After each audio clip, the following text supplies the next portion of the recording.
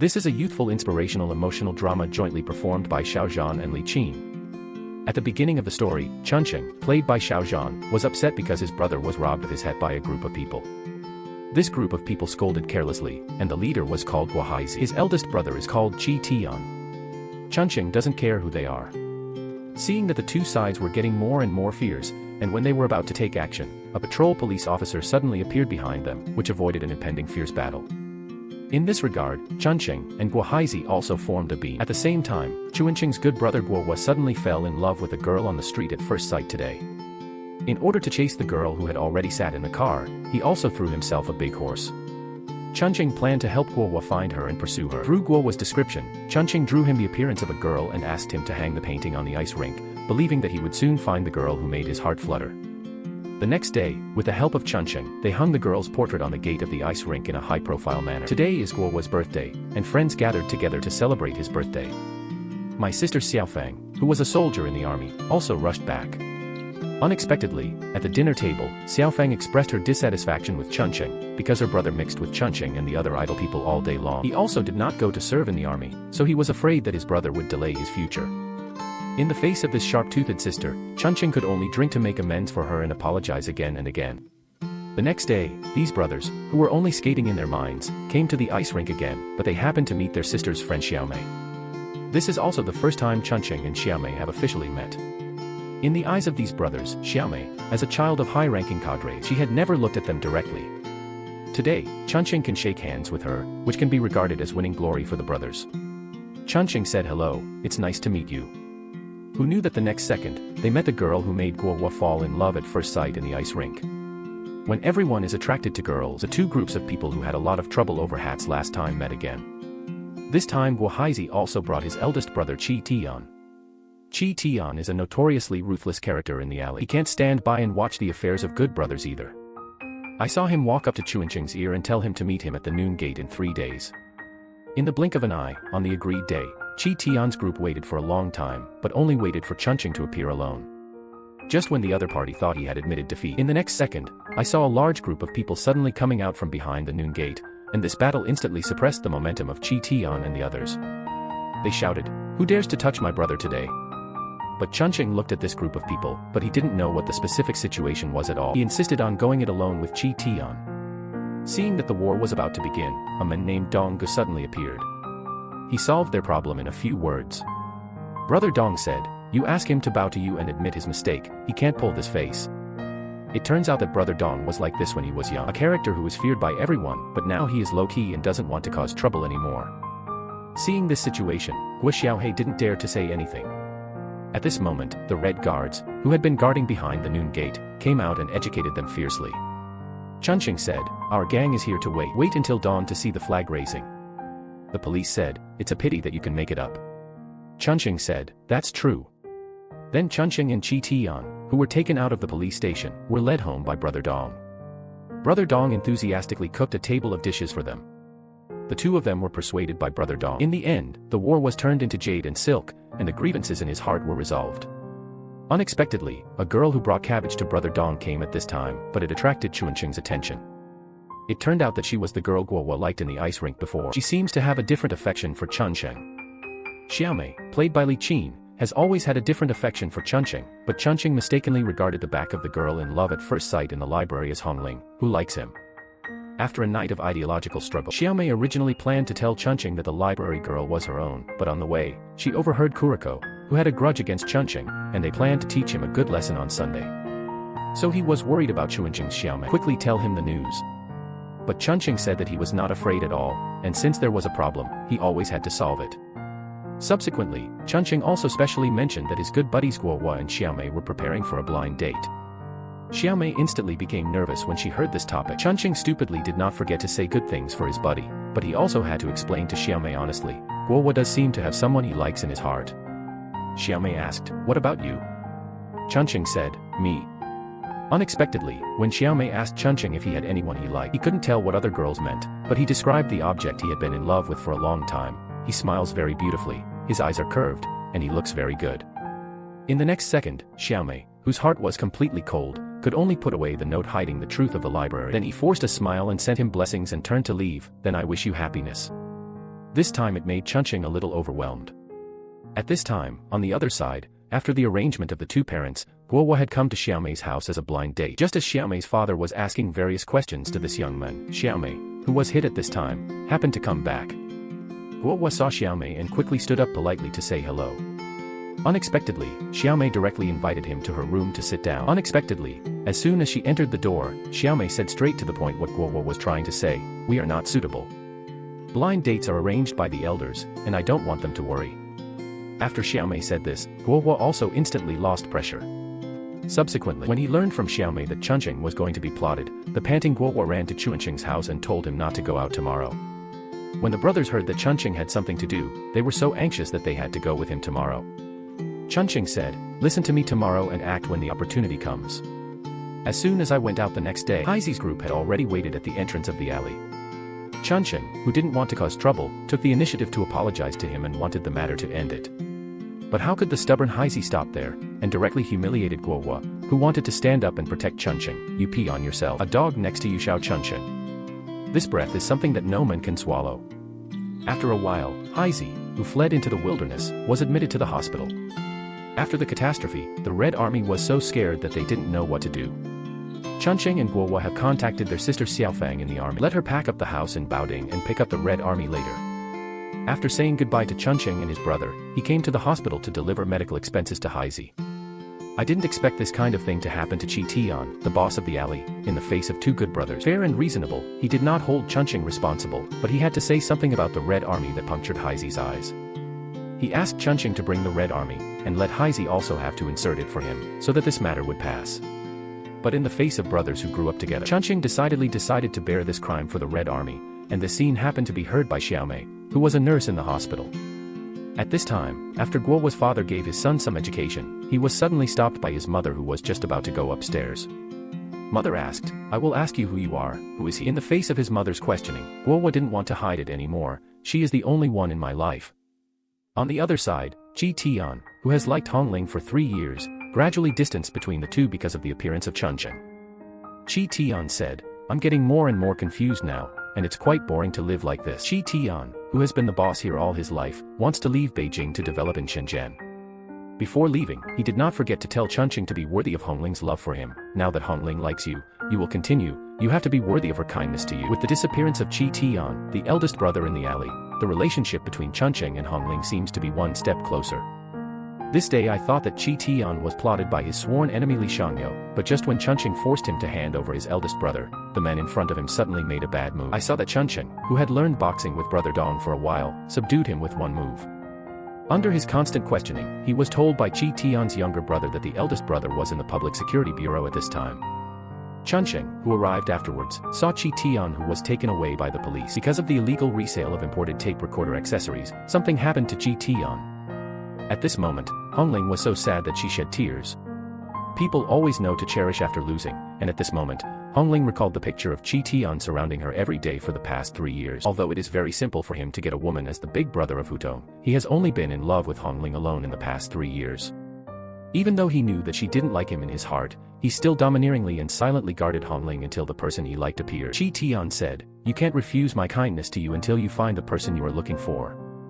Soon after a long winter, Chunqing always remembered what Chi Tian said to him before the accident, so he silently guarded Hongling this year. On this day, Hongling's house suddenly caught fire. After rescuing her mother, Hongling rushed into the fire despite the danger, just to take out her father's photo. Unexpectedly, the next second, the mother with heart disease fainted directly because of excessive fright. At this time, Guohua, who was sitting in the car, happened to pass by. Seeing that something had happened to Hongling's house, he quickly carried the fainting aunt into the car. But who knew that when Chunqing borrowed the flatbed car, he had already rushed to the hospital in the car. After rescue, the mother was finally out of danger. Guohua, who had been accompanying her, heard that Hongling had no money, so he hurriedly went to help her pay the hospitalization fee. At this time, Chunqing, who was riding a flatbed, rushed to the scene. But although the mother was temporarily out of danger, she still had to undergo a heart transplant to completely heal. But now there is only one in the country. Doctors can do this type of surgery, and they also need to make an appointment. Faced with this difficult problem, Guohua, who has no shortage of connections at home, said that he could help find a way. But Hongling, who was very confused, was burned down because her home had been burned badly. Homelessness has become her biggest problem now. Chunqing said that his father's room was empty. Hongling said, "It's too troublesome for Chunqing to live in your house, right?" Chunqing asked, "Hongling, what do you think?" In this way, Hongling followed Chunqing back home. Chunqing said, "My sister is on a business trip, so you can live in her house first. Those things that are washed, I'll buy you a new one tomorrow." After returning to the room, Hongling took out the painting she took out in the fire along with her father's photo, this painting of herself that Chunqing had painted to help Guohua find the girl he fell in love with at first sight, and Hongling had been quietly cherished. The next morning, the two of them had breakfast together, and Chunqing also said what was in his heart to Hongling, "I don't want to put pressure on you about the two of us, and Guohua doesn't want to, so you still have to decide for yourself." We both waited. Because I fell in love with someone at the same time as my good brother. But Chunqing, who didn't want to regret it, still wanted the girl to make this decision. Hongling also expressed her feelings, "But my heart has never changed, Chunqing, you should be able to understand." Unexpectedly, after going out, Hongling sat behind Chunqing's bicycle, just saw by Guohua. At this moment, Guohua felt indescribably uncomfortable in his heart. When he turned his head and returned home, he discussed with his parents that he wanted to enlist in the army with Hongling. But his parents expressed dissatisfaction with his decision. "You know the situation at Hongling's family. This is an ultimatum." At the same time, Chunqing's father suddenly suffered a cerebral infarction and was admitted to the hospital. Because of the emergency, the isolation of his father was also lifted. After coming out of the doctor's office, Chunqing happened to meet Xiaomei at the nurse station. Chunqing also took the initiative to say hello to her. At this time, Guohua, who came to see his uncle, told Hongling his thoughts. "By the way, do you want to join the army and go to the army art troop?" Chunqing actually arranged his home into a combat command room, just to coax him. My father, who had indirect amnesia, was happy. However, all of this is inseparable from Hongling's perfect cooperation. In the past few days, through the two people getting along day and night, their affection for each other has continued to increase, and both of them have quietly planted a seed in each other's hearts. Hongling asked, "Do you think I look good in this?" Chunqing said, "It's good looking." The next day, Xiaomei came to check on Chunqing's father, and when Hongling was mentioned, Chunqing pushed open the door and saw Hongling gracefully pulling the violin that Chunqing had given her for a long time. Xiaomei looked at the scene in front of her. I couldn't help but praise Hongling again and again.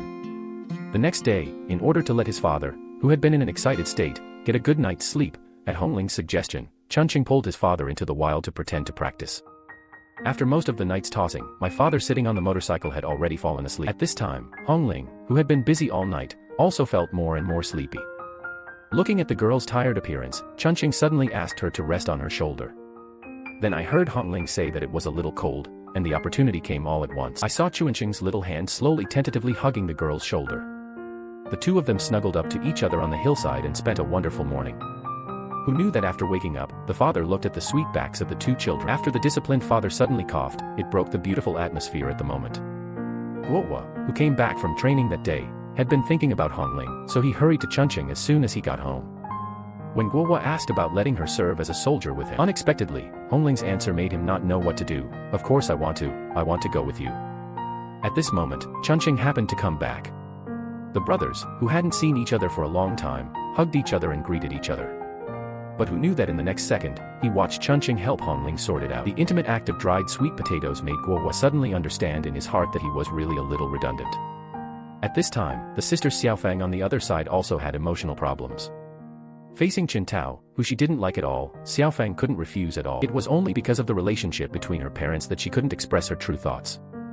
In fact, the person she likes in her heart is her brother's good brother, the Red Army. Before Xiaofang could think about how to solve the problem of her and Qintao's imminent marriage, the next second, Chunqing received the news of the Red Army's accident.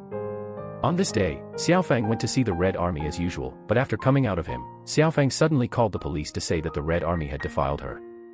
The Red Army was thus arrested and taken to the Public Security Bureau. After learning the news at this time, Guohua regretted it, but he didn't expect to send him away to help his brother take refuge, but he put his sister in. At the same time, his father's comrade-in-arms Lao Chen called to break off the engagement contract. After Chunqing learned the news, he quickly told his mother about it. But after hearing the news, the mother, who couldn't accept the blow, fainted all of a sudden. Chunqing and Hongling took care of each other all night. Guohua, who was thinking of coming to ask for forgiveness, looked at the scene in front of him but couldn't speak. The next day, the mother came to the army to see her daughter, and when she saw her, she hurriedly gave the child some comfort. Unexpectedly, in the face of her mother's concern, her daughter's first sentence actually asked, "Has the Jin family withdrawn from their relatives?" When she asked this, her mother instantly understood what she meant. "You are a girl's family, how can you joke about your reputation?" It turned out that Xiaofang made this decision in order to get the Chen family to break off the marriage. After learning the truth, her mother was furious, and she never dreamed that her wayward daughter would pursue love in a way that ruined her reputation. After criticizing her daughter, the mother came to the detention center and wanted to meet the Red Army. Considering the overall situation, she had to compromise in the end and let her daughter marry this Red Army. But as a child of a high-ranking cadre's family, such a big thing happened, and his mother could only think of a reasonable explanation for him. The Red Army has not yet reacted. In this way, he became the son-in-law of the Yi family. Xiaofang and the Red Army were on their way home, but the two had different moods in their hearts. As soon as he arrived home, Guohua, who was unaware, saw the Red Army and pulled him aside in anger. After the Red Army took off the glasses given to him by Xiaofang, he saw Guohua kick down his former good brother. At this time, Chunqing and the others arrived in time and stopped Guohua. Chunqing called Xiaofang aside and wanted to ask, because with his understanding of the Red Army he would never have done such a thing. Under his questioning, Xiaofang finally told the truth. Chunqing said, "You are too bold." Chunqing, who couldn't understand this crazy behavior, still had to say something for his good brother, "Don't let Chen Hongwan down." On the day of the college entrance examination, the Red Army, which had been preparing hard for 2 years, was suddenly snatched away by someone before approaching the examination room. It turned out that it was none other than the one who didn't want him to take the exam, precisely because he was blind in one eye. Today, no matter what Heisey says, he has to put an end to this matter. My eye, let's settle the account. It's time to forget it today. The Red Army has worked hard for 2 years to prepare for this college entrance examination, and he can't see that the sunspot has ruined his future like this. He begged Heisey to let him go over and over again. As long as he finished taking the college entrance examination, he would be at his disposal. But Heisey doesn't care about this. When he was about to tear off his admission ticket, Chunqing heard the news and rushed over. He couldn't let his good brother miss the opportunity to take the college entrance examination like this. According to what he promised to brother Chi Tian before, let Heisey give him a fork, and this matter will pass. Today is the time for him to fulfill his promise. I saw Heisey take out a fork and mercilessly insert it directly into Chunqing's arm.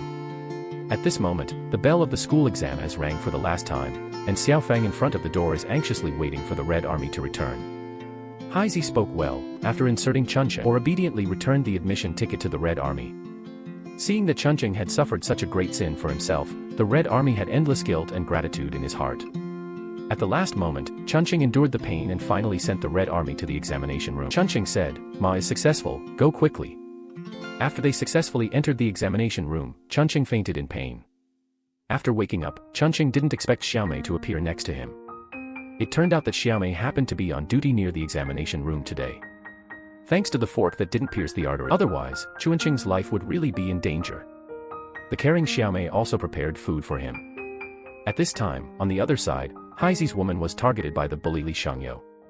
In the next second, just when he wanted to attack Xiao Wei, Heisey happened to rush back and put this. The scum goes up and cleans up. In the evening, in order to express her gratitude to Chunqing, Xiaofang specially invited him to dinner with Xiaomei. Xiaomei thoughtfully gave the injured Chunqing meat and asked him to replenish his body. The Red Army raised his glass and said that he would be grateful for everything. Chunqing gave him this opportunity to regain his life. Chunqing felt that this was nothing to him at all, and it was so worth doing everything for his brother. The four then raised their glasses together to celebrate. Xiaofang also changed her because of this. Previous views on Chunqing. On the way back, Chunqing gave Xiaomei some encouragement. "You will definitely become a very good doctor in the future." The next day, Heisey, who came to propose marriage, did not expect to be severely beaten by Xiao Wei's relatives. In the end, Xiao Wei agreed to the marriage in front of everyone. Xiao Wei said, "I, Xiao Wei, swear to the heavens that I will marry a chicken with a chicken, and marry a dog with a dog, unless he doesn't want me, I will be his in this life." On this day, Chunqing and Xiaomei met again. Both people are encouraging each other for their dreams. Chunqing said, "Then let's just see who can finish their dream first." On the other side, Chunqing's girlfriend, Hongling, got into someone else's jeep. This scene happened to be seen by Guohua, who was also in the army. The comrade in arms said, "You are not someone else's boyfriend, why are you working so hard here?" Guohua said, "You said this, Xiao Chunqing knows." At this moment, the man's arrogant face made Guohua just want to do it, but he was stopped by Hongling. Unexpectedly, the next second the man stumbled at Hongling. Hongling said, "As a soldier, you can't compare to him at all." The man finally got his wish and realized his dream of enlisting in the army. In the evening, my sister also specially invited Xiaomei to her home to celebrate together. Chunqing said to his father, "Dad, I can finally go to the army, and I promise not to disappoint you. Family affection is always our biggest weakness." When Xiao Chunqing said to his father before joining the army, it really made people cry instantly. "Dad, if it weren't for you, I wouldn't want to be a soldier." Unexpectedly, when Xiaomei also stepped forward to comfort Chunqing's amnesiac father, Chunqing's father directly regarded Xiaomei as his daughter-in-law in the next second. "My daughter-in-law said so, of course I believe it, Xiaomei quickly explained that her uncle recognized the wrong person, but Chunqing's father said that Xiaomei came to see him every day. "How could I admit my mistake?" Xiaomei looked at her uncle's happy face, and she didn't want to ruin the atmosphere, so she didn't explain anymore, and she was very considerate to give her uncle his favorite braised pork. At this moment, looking at his father's happy expression, Chunqing couldn't help but have red eyes. After Tong Xiaomei came out in the evening, listening to him congratulate him on finally completing his dream, Chunqing felt that he was still dreaming at this moment. Xiaomei is also working hard to prepare for the college entrance examination for her ability to become a doctor. Tong Xiaomei can be said to have vividly reflected the bitterness of her crush, and there is no way to tell every emotional change, she can only deliberately bury it in her heart. Unexpectedly, Chunqing, who was about to enlist in the army the next day, wanted to come and say goodbye to brother Dong. As a result, as soon as he entered the door, he saw Qi Tian. Because of his good performance in prison, Qi Tiansai was released half a year early. Chunqing said, "Why don't you come to me?"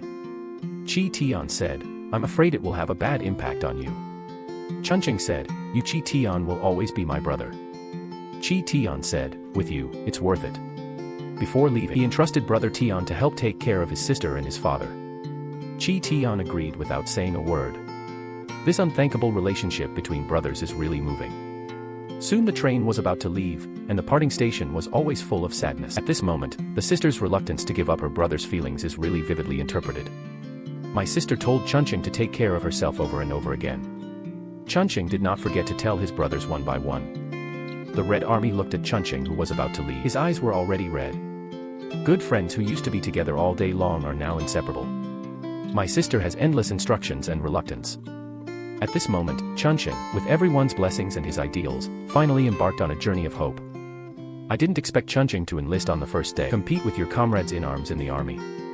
He thought the horizontal bar was his strength, and he confidently completed 70 pull-ups. At the moment of landing, when everyone applauded him, they didn't expect to deal with the recruit who didn't deal with him, and they made 108 in minutes. Crush him directly. This wave of operations really made Xiao Chunqing look stupid. Chunqing said, "What kind of person is this, the whole animal? Do you want to take it?" The comrade in arms said, "I, Xiao Chunqing, have never said a word of service since I was a child." In the next second, when the good brother Guohua appeared in front of Chunqing as the platoon leader of the recruit company. At this moment, Chunqing's excitement was all written on his face. After Guohua went back, he immediately told Hongling the good news. Hongling thought it was Chunqing who asked him to call, but before he finished speaking, he was called by the squad leader to perform. Chunqing and Guohua finally reunited in the army. Watching the brothers excitedly hug each other and greet each other is really touching. The two of them had a kind of longing and excitement that they hadn't seen for a long time. Although they are good brothers who grew up together. But now Guohua, as the leader of Chunqing, cannot mess around in the army like at home, and there must still be respect for the leader. Not long after, at the recruit condolence performance, Chunqing finally met his girlfriend Hongling on stage. Watching the wonderful performance on the stage, but Chunqing only had Hongling in his eyes. At this moment, the tears condensed into longing are the hottest youth for Chunqing. As a result, after the performance, because of the praise of Hongling by the head of the troop, the jealous comrades were dissatisfied. The comrade in arms said, "Why did Commander Huang praise him alone?" Before this, in order to break through himself and defeat the opponent, and for this ideal military uniform, he began to sleep day and night, and ran out to train secretly. This perseverance is true. It is worth learning from each of us. His tenacity in not admitting defeat was also impressed by Duan Lei, who had been competing with him. Duan Lei said, "I also feel very happy to have an opponent like you." Chunqing said, "I used to hang out in the compound, and I, Xiao Chunqing, have never lost. You was the first one to make me stumble." So far, the two have become best friends in their military careers. The blind man was suspicious all day long because he married a beautiful daughter-in-law. Whenever he saw a man talking to his daughter-in-law, he felt that there was something wrong with the two. The man said, "Nothing. The male coach will touch you. What is this? You explain it to me." This typical lack of confidence and distrust of the other party also made the daughter-in-law very dissatisfied with him. The daughter-in-law said, "If you see the sky and guard me like a thief, do you think there's any point in our lives?" In the end, because of the misunderstanding of his daughter-in-law, the man felt extremely guilty in his heart. His daughter-in-law also gave him some enlightenment, "Unless you don't want me in this life, I will not leave you." These two people live their lives, hearts. You can't always be awkward inside. the conflict between the young couple can be considered completely resolved. With Chuanqing's instructions before leaving, Qi Tian surrounded his sister every day, and it is estimated that Qi Tian will one day want to change his identity from the eldest brother to Chuanqing's brother-in-law. After getting off the night shift, Xiaomei hurried to Chuanqing's house to help take care of her uncle after buying groceries. Because my sister's unit recently asked for cram school, she temporarily asked Xiaomei to come over and help. Xiaomei saw that her sister was a little different today, as if she had dressed up deliberately. Not only did he bring a red silk scarf, but he also wore lipstick. Xiaomei listened to Qi Tian and thought that what was going on with her. Unexpectedly, when she heard the name Qi Tian, her sister became even more angry, and she couldn't help but complain to Xiaomei about Qi Tian following her all day long. My sister said, "Where am I going to go with whom? As long as it is a man, I have to report it to him. He is allowed to go to cram school tonight." As she expected, after class, a male teacher in the school just wanted to confess to his sister, but Qi Tian suddenly appeared in the next second. My sister said, "Let's go out before." He also followed behind. The male teacher said, "How can a decent girl like you have such a friend?" At this moment, Qi Tian finally couldn't help but reveal the identity of teacher Fan Chenshimi with Haizi. Qi Tian said, "Your daughter-in-law is my sister-in-law, their mothers, 3 months of living expenses. It's less than 15 yuan. Where did your salary go?" It turned out that he already had a wife and children in his hometown, and now he wants to pursue Yanqiu just to get a Beijing hoku. How could this Qi Tian agree, and directly took out the train ticket to his hometown? The man was dumbfounded. Seeing that the matter had been exposed, the man hurriedly begged Qi Tian to let him go and not sue the school. Yanqiu rode her bicycle home sadly. At this time, Father Xiao at home finished eating Xiaomei's dishes and was full of praise. While Xiaomei was happy, she didn't expect her uncle to suddenly recognize the wrong person. "Xiaohe, go back to the house and rest." At this moment, Xiaomei felt indescribably uncomfortable in her heart. This is probably the pain of secret love, a person endures all the grievances, but no one came to comfort them. After cleaning up the dishes and chopsticks, Xiaomei came to Chuanqing's room. Every item in the room in front of her seemed to have the aura of Chunqing, and Xiaomei could only use this aura to relieve her longing for Chunqing. Looking at the photos in the room, seeing things and thinking about people, she suddenly remembered Chuanqing's encouragement to herself before leaving, "Think more about yourself." At this moment, she turned all of Chuanqing's words into motivation for learning, just to complete her dream as soon as possible. She began to work and study every day, take care of Uncle Xiao back and forth. When I was reading Chuanqing's letter to Uncle Xiao the day, I didn't expect that my uncle's words made Xiaomei happy for several days, but daughter-in-law, my son is better than them, and he is also better than this boy who wrote the letter. After Qi Tian was released from prison, he was no longer as beautiful as before, and the former Hutong boss had to bow to life and start a part-time job. In the evening, he also came to Chuanqing's house to see Yanqiu in the name of taking care of his uncle. As soon as Uncle Xiao saw Qi Tian coming, he also hurriedly created a space for them to be alone. Since the last time my sister experienced what happened, today she said that she would write a letter to her brother and ask Qi Tian not to follow her anymore. But when Xiaomei entered Chuanqing's room to get a pen, she saw the bookmark of the encounter in the library. She knew that Chunqing had always kept this bookmark, and she suddenly felt that everything she had done for Chunqing was so worthwhile. On the other side, Chuanqing's recruit training has ended, and he can finally meet Hongling, who makes him miss it. When Chunqing came to the art troupe to find Hongling, the girl faced the gossip of the head of the group, but she didn't want to admit the relationship between the two. "No, don't guess." But the infatuated Chunqing had endless thoughts about Hongling as soon as they met. Hongling said, "You say back and forth, are you not tired?" Chunqing said, "Really? It's all said. This is the first meal we met." Chunqing asked Hongling to start a date between the two in the best local restaurant. Unexpectedly, I happened to meet Chuanqing's comrade in arms Duan Lei. Contrary to Hongling, Chunqing did not hide the relationship between the two and generously introduced it to Duan Lei. This is Hongling who wrote letters to people until midnight. After dinner, the three of them were on their way back to the army, and Chunqing and Duan Lei chatted about the story of his encounter with Hongling. And they didn't know that soon a danger was coming. A man desperately shouted for help, and Chao Chunqing and the others asked for help. Faced with a group of outlaws with sticks and knives, the first reaction of the three people was that it was important to save people. Chunqing said, "Comrade, go to the police quickly, we will stop you." The men said, "Hey, okay." In an instant, the two sides were already together. Seeing that Hongling was in danger at this moment, Chunqing hurriedly stepped forward to block the other party's attack for her. Then the stick hit Chunqing the head. Hongling, who had not yet recovered, saw the gangster take out a knife and swing it at Chunqing again. Hongling hurriedly stepped forward to stop her. At the critical moment, Duan Lei kicked off the murder weapon in the hands of the gangsters in time, which saved the day. In the melee, all three were wounded, but even so, they would never retreat. Until the police appeared, a group of people saw that the situation was not good and immediately retreated. Just as Chunching was desperately chasing the fleeing gangsters, the fork in the other party's hand wanted to attack Chunching suddenly.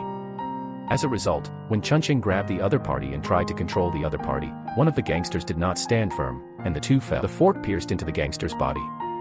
Chunching was completely stupid at this moment. When he woke up, he was already lying in the hospital. Chunching, who opened his eyes, immediately asked about Hongling's situation, until he confirmed from the nurse that she was fine. This is relieved. With the help of the nurse, he came to Hongling's ward. Looking at the injured Hongling, Chunching felt very guilty. I really didn't expect, Hongling said. This is the dagger of the gangster, you rushed up without even thinking about it. Chunching said, can I not rush up? Did you see that my beloved was dead? Unexpectedly, Hongling's words also made Chunching more determined the love between the two. Hongling also hopes that Chunching can always protect herself like yesterday. If love can always be what it was at the beginning, maybe Chunching should be very happy too. After getting the news, the good brother Guohua hurried to the hospital. Unexpectedly, Guohua came up and punched the injured Chunching, blaming him for hurting Hongling like this. At this moment, in Guohua's eyes, it was all about feeling sorry for Hongling. I didn't care about Chunching's situation at all. Hongling, who felt sorry for Chunching, hurriedly explained the situation to Guohua at that time. A dozen gangsters were holding murder weapons. If Chunching hadn't desperately protected me, I might have died long ago. This Guohua remembered and asked Chunching if there was anything wrong. Chunching said, this enemy's knives, guns, and clubs can hurt my body, but not my strong will. However, this brother's punch made me heartbroken. After the investigation of the Public Security Bureau, although the gangsters had been killed on the spot, Chunching was in legitimate defense. So his death has nothing to do with Chunching. After Duan Lei and Chunching experienced life and death, the two agreed to become good brothers for the rest of their lives. The four of them were chatting in the ward, but Guohua could only sit silently next to them, unable to interject a word. Unexpectedly, the gangster who died on the spot also had a brother, who was a ruthless character. Hearing that his brother died at the hands of Xiao Chunching, he would never stop there. Jia Hui said, I, Jia Hui, will not let this person surnamed Xiao leave Kunming alive. In the face of their harsh words, at this time, comrades from the Public Security Bureau in the hospital came to Chunching and they discussed countermeasures. In order not to affect their conversation, Hongling was walking outside alone when she happened to run into Bai Yueguang, who was looking at him with a lot of things. At this time, Guohua didn't seem to come to offer condolences, but more like digging the foot of the wall. In fact, from this time on, Hongling has far exceeded the importance of Chunching in his heart to Guohua. And the simple Chunching was still planning with the comrades of the Public Security Bureau how to catch his brother's big fish. The police wanted to use Chunching as bait, directly lure the snake out of the hole, and finally let him throw himself into the net. But when they discussed a perfect plan, the big brother of the underworld on the other side had already deployed everything on the day Chunching was discharged from the hospital in order to avenge his younger brother. The eldest brother said, tomorrow is the death anniversary of this surnamed Xiao. I will never let him live to see the sun the day after tomorrow. But in the face of the black boss leading a group of people to kill Xiao Chunching, Chunching didn't seem to be afraid at all. Chunching said, did you kill my brother? The black boss said, he deserves to die. Chunching told the other party confidently, who dies today is not certain. Unexpectedly, in the next second, when the black boss raised his pistol, the plainclothes police officers behind him instantly took down all the group of people. With the cooperation of Chunching and the police, they jointly performed a deadly arrest operation. After successfully capturing the robbers, the two sat in the car and reviewed the life and death drama just now. It is precisely because Chunching predicted Jia Hui's plan that the suggestions put forward became the key to this arrest plan. With the courage of the two people, in addition, they helped arrest important suspects, and the army also awarded them the highest honor. At this time, on the other side, the Red Army in college, the young couple gradually began to have conflicts. Because the Red Army incident was spread by the school before, he couldn't get angry at others saying Yifang's ugly words, so he started fighting with others. As a result, the daughter-in-law had a Buddhist mentality and left the Red Army alone. At this point, the Red Army also began to regret Yifang's bold decision. So he was angry for a moment and came out to talk about this matter. It was you who let me carry the black pot, and I can't explain it yet. As a result, Yifang was completely angry this time, and felt that she had been deceived. Don't be wronged. The Red Army couldn't talk to her, so she could only leave. On the way back on the bicycle, he still couldn't figure it out. The former Hutong brother can only do odd jobs to earn money. Yanqiu looked at Qi Tian's hard figure, and couldn't help but feel a little distressed. The money earned by Qi Tian's part-time job will be placed in Yanqiu's money box. The next day, Yanqiu returned the money to Qi Tian, knowing that it was not easy for him to make money, so he asked him to save money and keep it for marrying a daughter-in-law in the future. After a period of getting along, the two began to gradually develop in a good direction. As a result, Chi Tian can't chat. The next second made Yanqiu angry again. Because he needed to verify the facts of the case, Chunqing, who had taken a day off, ran to Hongling again. Chunqing said, "I think we have finally come together." Looking at his beloved at this moment, Chunqing couldn't help but think of the bright future of the two of them with her. Chunqing said, "We have all come through such a difficult road, and I believe that what awaits us in the future is an uphill road." But Hongling felt that the future was still very far away and difficult. Chunqing was full of confidence that as long as he was with Hongling, no matter how difficult the road is, it will be full of sunshine. Unexpectedly, at this time, the picture of the two people happened to be seen by his comrades in arms who had never been used to Hongling. Soon it was time to part, and Chunqing's face was full of reluctance to give up on Hongling, and he watched her until he disappeared. Chunqing said, "Hongling, next time I have a chance, I will come to you again." At this moment, Chunqing really vividly reflected his heartfelt love and passion for love. The next day, the scheming girl told the regiment commander what happened last night. "I heard the soldier say, 'You're in love.'" In the face of the head of the regiment's questioning, Hongling directly asked the informant to confront her face to face, saying that she was not in love at all. The head of the regiment looked at her, who was already panicked in her heart, and directly changed the future of her and Chunqing with one sentence: "Nothing is important to your own future. I understand." On the other side, Chunqing and the others ended their recruit training. Then the leader assigned Guohua a task to select a group of recruits with strong abilities and qualities in all aspects to be selected for the elite class, but only Chunqing did not know this news. The next day, Hongling was selected to go to the recruit company to experience life creation programs. Chunqing, who just wanted to say hello to Hongling, looked at her and Guohua's backs leaving, and could only suppress the emotions in his heart and watch them leave. Soon the project of selecting the elite class came out, and among the 5 selection projects, I didn't expect that the only one missing, Chunqing's weakest cross-country running, was missing. Soon, because of Guohua's partiality towards Chunqing, it caused dissatisfaction among his comrades in arms. The comrade in arms said, "I'll rely on my acquaintances to pull the back of the whole company." The two had a big fight in the cafeteria because of this. Chunqing said, "Say it again." The comrade in arms said, "What are you doing? Rumors are not allowed here. The elite class can write your name directly, can it cost so much?" In the evening, Chunqing directly found Guohua and asked him to be fair and just. Chunqing said, "Guohua, let me ask you, are you really selfish?" In fact, Guohua was also very entangled in the choice. Chunqing said, "I, Xiao Chunqing, am not afraid of losing, but I am afraid that others will look down on me, and I am even more afraid that others will look down on you." Guohua hesitated between helping the masses and favoritism, and finally chose to favor himself. In order to improve his weaknesses, Chunqing is practicing every night. At this moment, Hongling, who secretly came to see him, had distress in her eyes. Hongling asked, "It's so late, why haven't you slept yet?"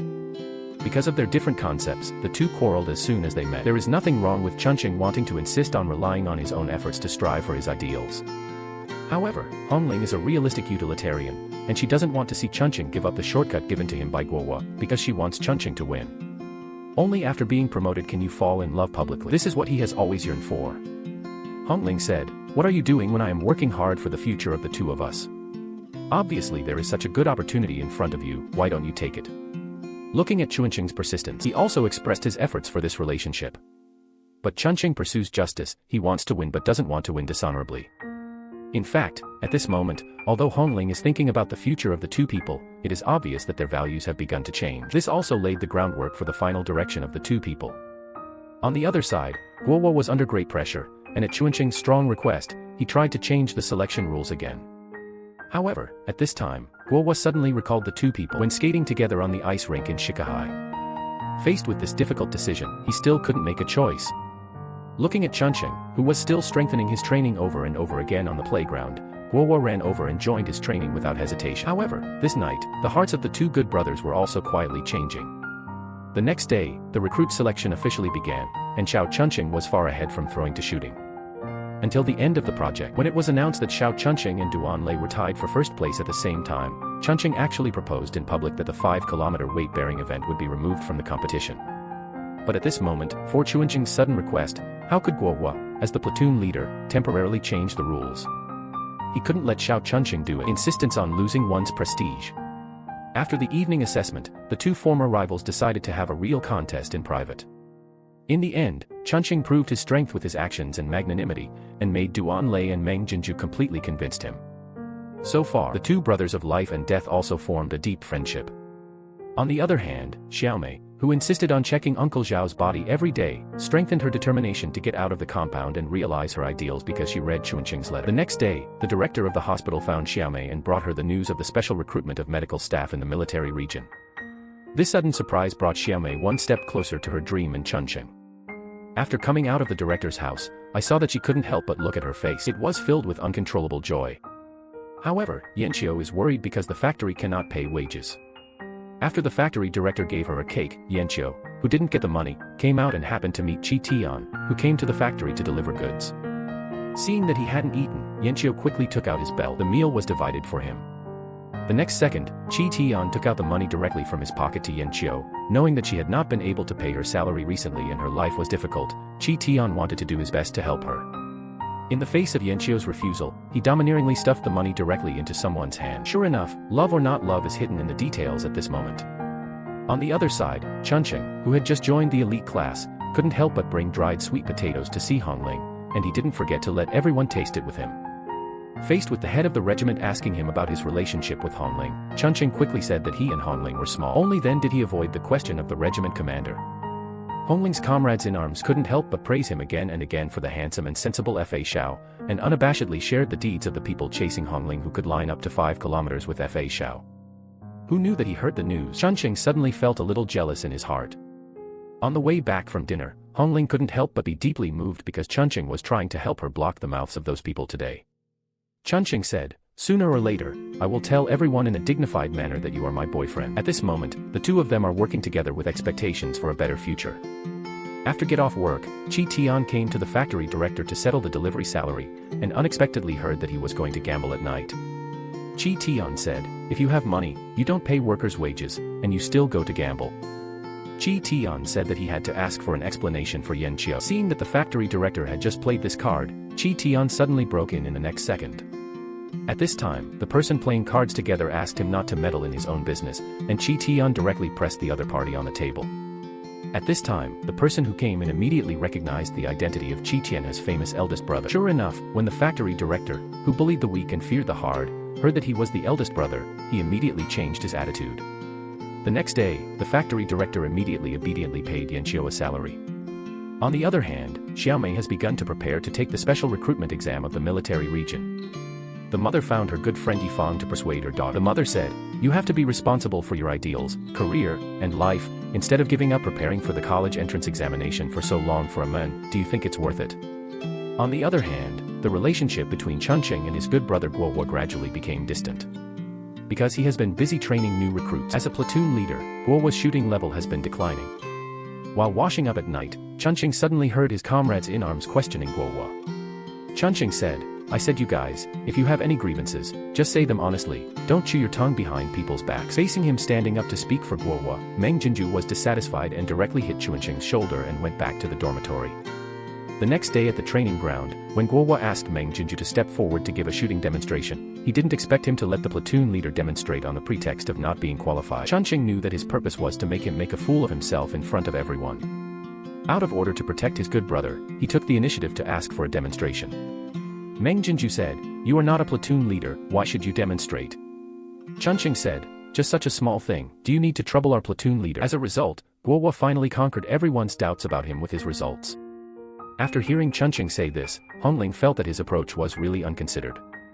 In fact, Chunqing was also afraid that he would suddenly appear at that time to have a bad impact on Guohua, but as a brother at that moment, he just wanted to protect Guohua. He also believes that based on their relationship from childhood to adulthood, this matter is not that complicated at all. Chunqing said, "Guohua is my platoon leader, but he is also my brother. If I don't help him at the critical moment, are we still brothers?" But Hongling persuaded him. Now that he and Guohua are in the position of superiors and subordinates, he can't let his light block Guohua's light. Chunqing said, "I just hope he can be fine." Hongling said, "I'm afraid he doesn't think so. Just because you are the best brothers, you should distance yourself even more." In the end, Hongling directly made the simple Chunqing feel particularly blocked in his heart with the sentence, "I will simply ask you, are you the platoon leader or is he the platoon leader?" But he still didn't want to accept why the relationship between the two people became so complicated. An indifferent bystander, anyone can do it, but Xiao Chunqing never thought about it. Some people, if they are not suitable to walk and disperse, don't force them to stay. After some thinking the next day, Chunqing took the initiative to find Guohua and reflected on how he had not taken into account the overall situation and caused a burden on him. The two finally looked at each other and smiled. It also resolved the misunderstanding in my heart. It is precisely because they have an extra layer of relationship between superiors and subordinates that perhaps the relationship between brothers has begun to change subtly at this moment. In fact, as a brother who grew up from childhood, Chunqing cherishes this friendship very much. He did not allow others to slander his brother, so he would redouble his defense despite everything. The next day, a mother and son came from outside the army, and after Chunqing's questioning, they didn't expect it to be the wife of their comrade-in-arms Mao. Chunqing and Duan Lei asked the platoon leader for leave, and when they saw their sister-in-law coming for the first time, they would invite them to have a meal together. Unexpectedly, Chunqing not only has strong business ability, but also has a set of coaxing children. Looking at the young Mao, the child is already so old. I can't help but make Chunqing a little confused. Because he took Chunqing and Duan Lei as friends, Mao did not hide it. It turned out that he was to repay a big brother for saving his life, so the young Mao married the eldest brother's widow. At this moment, the responsibility lies with this sparkling badge on the shoulder. After experiencing the previous events, Chunqing would also call Guohua platoon leader in private. Since the last reflection, Chunqing is still uncomfortable, because he hasn't been able to get over the hurdle in his heart, so he doesn't want to see Hongling, afraid that she will say those words again. Hongling called Guohua. Through his persuasion, the two talked on the phone. Unexpectedly, they finally got through, and the two hung up the phone without saying a few words. The next day, both the elite class and the art troupe had a day off. Chunqing sent his sister-in-law and them on the way back. I happened to meet Hongling. The two looked at each other and smiled, and instantly resolved the previous estrangement. At this time, the distance between Guohua and Chunqing began to drift away. As a bystander, seeing their changes, Mao also realized Chunqing, the moon is not wrong. What is wrong is the one who cannot tolerate it shining. In fact, it is also persuasion, but Mao and Hongling have a contrast. Because Mao really looked at the problem from Chunqing's point of view. In fact, Chunqing also understood in his heart, but he had his own principles. But for the sake of his brother from childhood to adulthood, he still had to force himself to understand the changes in this relationship. Chunqing said, I still believe that sincerity can be exchanged for sincerity. Sooner or later, I'll prove it to all of you. When the woman learned that her mother was hospitalized and urgently needed surgery, she didn't tell her boyfriend at the first time, but ran to Guohua, who had always liked her. Because at this moment she knew that only Guohua could help her. After Guohua learned the news, he didn't say a word, and quickly contacted her with a doctor who could operate on her. Then a car was sent to her to the airport, so that she could rush back to Beijing as soon as possible. At this time, Chunqing originally made an appointment with Hongling to go to the bookstore together today, but he waited downstairs in the dormitory for a long time, but was told by Hongling's comrades-in-arms she has taken leave to return to Beijing because her mother urgently needs surgery. After Chunqing heard the news, he immediately ran to ask Guohua if he knew. But who knew that Guohua had already arranged everything, and successfully contacted the doctor to operate on Hongling's mother. Guohua said, her mother was sick last time. Isn't it Dr. Su who I contacted Hongling? So this time Hongling came directly to me. You won't blame me, will you? At this time, although Chunqing was a little disappointed because he didn't help, his hanging heart was still let go at this moment. Before leaving, he asked Guohua for the hospital number. After coming out, Chunqing quickly contacted Hongling and asked about her mother's situation. Hongling told him on the phone that thanks to Guohua's help, the operation went smoothly. Faced with thousands of yuan in surgery and treatment fees, Chunqing asked Hongling not to worry, he came to find a way, believe me, there is a solution to everything. Even though Chunqing and Guohua at this moment were burdened with a heavy sense of powerlessness, he had a determination to help Hongling. Then he called his sister Yanqiu. When the sister heard about it, she took out all the only 1,200 yuan in the family and gave it to her younger brother. Back in the dormitory, Chunqing looked at the money in his hand, which was far from enough. Just when he was worried about money, his good friends took out their savings and handed them over to Chunqing. The brotherhood of comrades-in-arms at this moment is really touching. Although everyone's money added up is only more than 200, but Chunqing's heart is heavier than 1,000 gold. Chunqing said, I, Xiao Chunqing, remember this friendship. At this time, in the hospital, the nurse was urging Hongling to pay the surgery fee as soon as possible. Hongling still called Guohua. When Chunqing heard Guohua's call in the cafeteria, he began to worry a little at this moment, worried that the money he sent back could not be delivered in time, and worried that Hongling was looking for Guohua for help on the phone. But what he was worried about happened in the end. Guohua said, I will ask Yifang to bring you 5,000 first, if it is not enough, you can contact me again.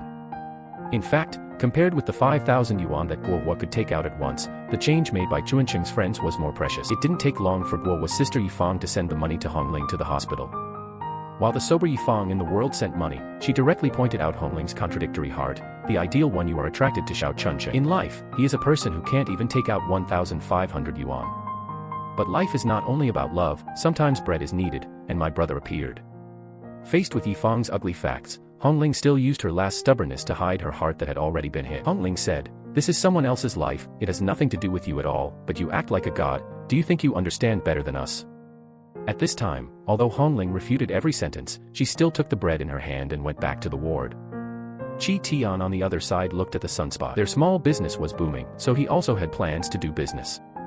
The times are progressing, and various ideas are quietly changing. Yanqiu and Qi Tian caught up with the new wave of the times, so they thought about how to open up ideas for making money and live a better life. For the small business that is about to open, Qi Tian launched a partnership invitation to Yanqiu. The two hit it off and planned to go to the mall to inspect before making a sale. At this time, Chunqing in the army was still doing various training hard every day, and he didn't know that soon a disaster was about to happen. Guohua, who was on a mission that day, accidentally stepped on a mine, and this scene happened to be discovered by Xiao Chunqing, who arrived later. I saw Chunqing carefully walking up to Guohua, telling him not to be nervous and take a deep breath. After Chunqing calmed Guohua's emotions, he squatted down and took out the dagger on his body, ready to help Guohua clear the mine. Guohua, who had no confidence at the moment, asked Chunqing to leave quickly and leave himself. But Chunqing insisted, "You are dead, what will Hongling do?" Guohua thought that he was about to die, and then he said the words he had been hiding in his heart. In fact, he has never been able to let go of Hongling, and every time he thinks of the person he loves and Chunqing together, his heart will be extremely uncomfortable. At this time, Chunqing, who heard these words, had already shed tears. After saying these words in his heart, Guohua, who felt that he had no regrets, still asked Chunqing to leave quickly. "In the next life, we will still be good brothers." But Chunqing insisted on continuing to demean Guohua. In the end, after Chunqing let Guohua successfully evacuate, he stepped on the mine with his foot and asked Guohua to go back with the news he found to call someone. Comradeship in arms seems to be more profound and precious in baptism after baptism. At this moment, it is really necessary to hold down the pause button so that they can stay safe all the time. But in the end, Chunqing still fell. At this time, Xiaomei, who had just arrived at the military region to treat the wounded, kept calling Xiao Chunqing's name, but did not get a response from Chunqing. Xiaomei sent the unconscious Chunqing into the operating room. After a day of surgery, Chunqing's life was saved, but he could no longer continue to fulfill his dream of being a soldier after his leg was injured. After waking up, Chunqing looked at Xiaomei and said, after a few words, he fell asleep again. At this time, Hongling didn't know the news of Xiao Chunqing's injury, so she could only ask every stranger who got off the train over and over again at the train station if she had seen Xiao Chunqing. Until the crowd dispersed, she stood alone on the platform. At this moment, she was always stubborn, but she was suddenly a little overwhelmed. On the other side, I didn't expect Xiao Chunqing, who seemed to be fearless, to be afraid of injections. After Xiaomei discovered his secret, he still refused to admit it. As a result, the next second, Guohua, who suddenly broke in, suddenly pierced her pretending to be calm. Guohua said, he was afraid of injections when he was young, and the school organized us to get injections, and he was stunned and rolled on the ground with his hands covering his buttocks. Chunqing said, roll and roll. For Chunqing, Guohua has an irrepayable guilt, I owe you a life. But who knew that in the next second, Guohua on the train acquiesced to Chunqing's military merits. On the other side, Chunqing's sister has completely cried into tears after learning the news of her brother's injury. Qi Tian comforted her that when Chunqing came back for treatment, they would definitely arrive as soon as possible. He was also worried about Chunqing, and at this moment he had to persuade Yanqiu to calm down. At this time, Chunqing's legs in the hospital gradually deteriorated and he lost consciousness. Then he gave up his military exploits to his good brother Guohua. He knew that his military dream was shattered at this moment, but he also had to give up his military merits to Guohua so that he could continue to realize their dreams. Once the boy with a spring breeze. Now in order to save his brother, he can no longer stand up and walk, but the brother has stolen his military merits and delivered a heroic speech on the stage. Chunqing's operation here seemed hopeless, and over there, he heard from Duanlei that Guohua had now become a hero. In fact, although Chunqing was a little stunned at this moment, he was more calm. In the face of Duanlei's question about his stepping on the thunder, Chunqing did not explain too much, he still hid the real situation in his heart. In the blink of an eye, Guohua took Hongling to see Chunqing. When he heard Duanlei mention his heroic deeds, Chun was afraid that Guohua would be embarrassed, so he quickly found an excuse to let him do an examination. At this time, only Chunqing and Hongling were left in the room. In the face of Hongling's inquiry about her condition, Chunqing tried her best to hide it because he didn't want Hongling to worry. Seeing that the strong Chunqing was still trying to reassure herself at the moment, Hongling couldn't help crying. Chunqing felt distressed while wiping Hongling's tears while comforting her. At this moment, looking at Hongling's sad appearance, Chunqing felt more uncomfortable than he was hurt, because Hongling really occupied a very important position in his heart, and he was reluctant to see his girlfriend shed a tear. At this moment, Guohua outside the ward faced Duan Lei questioning Chunqing stepping on the thunder, but he didn't tell the truth. Then he returned to the ward and repented to Chunqing that he really didn't think of taking credit for him. Immediately afterwards, when he was about to go to the leader to explain, he was stopped by Chunqing. Chunqing told Guohua about his condition because he knew that his body could no longer support his dreams. He chose to let Guohua accept the commendation instead of himself. The brothers who once pursued their dreams together embarked on a fork in the road. And the current decision is for Chunqing. Inner is the best arrangement. Chunqing said, "You have to realize our dream for me, Xiao Chunqing." But in the face of Chunqing's open-mindedness, Guohua formed a stark contrast. He obviously had many opportunities to explain the situation, but Yi Guohua chose to remain silent. The next day, the unaware Hongling came to share with Chunqing her joy of being able to participate in the lecture tour, and also told Chunqing that Guohua had won the heroic model medal. At this moment, Chunqing expressed his happiness for them. Unexpectedly, in the next second, Xiaomei told Hongling the true situation of Chunqing's condition. At times like this, he needs your company. Guohua on the other side is making a hero report on the stage at this moment. When he talked about the deeds of demoning on the stage with the hero medal, he was jerky and restrained. When Chunqing needed companionship the most, it was Xiaomei who had been taking good care of him by his side. When the two of them were eating noodles on the side of the road, the warm-hearted boss regarded Xiaomei as a family member of the hero. The boss said, "Live a good life with your girlfriend, and you will recover soon." After listening to the boss's words, Xiaomei could only lower her head and eat noodles to relieve the little excitement in her heart. The embarrassed Chunqing warmly peeled his eggs into the Xiaomei bowl. Then Xiaomei pushed Chunqing to relax on the path. When going downhill, Chunqing suggested that Xiaomei push herself and run up. At this moment, the two people, who were like children, brought them happiness at a rapid pace, and at the same time, the pressure in Chunqing's heart was temporarily released. On his face that had been distressed for a long time, finally, he showed a long-lost smile. At this time, Guohua couldn't bear the torment of taking the lead, so he still told Hongling the truth. In the face of Guohua's confession, Hongling advised him not to blame himself too much, but also made more sure that they were with. Chunqing is really not a person all the way. Hongling said, "He is a hero, and I am just an ordinary person." Listening to Chunqing's words and fulfilling the dreams of the two of you is the greatest reward for him.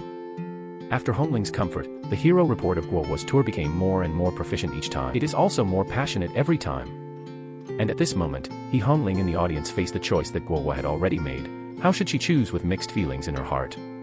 And Xiao Chunqing, who was at the trough of his life, was never impossible. Then he came out of the pain of continuing to realize his dream, and then ushered in the news of his father's sudden death. Listening to his sisters crying on the phone at this moment, Chunqing could no longer control the tears in his eyes at this moment. This heavy news also made him fell into great grief. Not being able to see his father for the last time became Chunqing's biggest regret.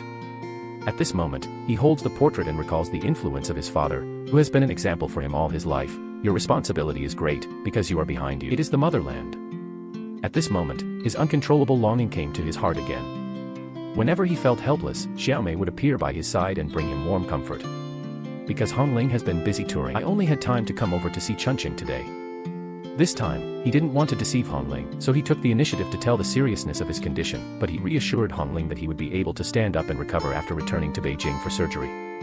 But Hongling advised him to accept reality. Faced with the fact that he would soon be promoted, if Chunqing could choose to stay in the army as a civilian, the two could get married immediately. But Chunqing didn't want to do civilian work that he was not suitable for because of the care of the army. Even if Chunqing clearly knew how difficult the road ahead was, but he still didn't want to give up his original dream.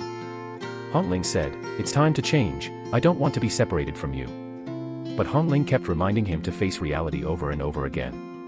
In fact, at this moment, with Hongling's understanding of Chunqing, she already knew Chunqing in her heart will not choose according to her ideas.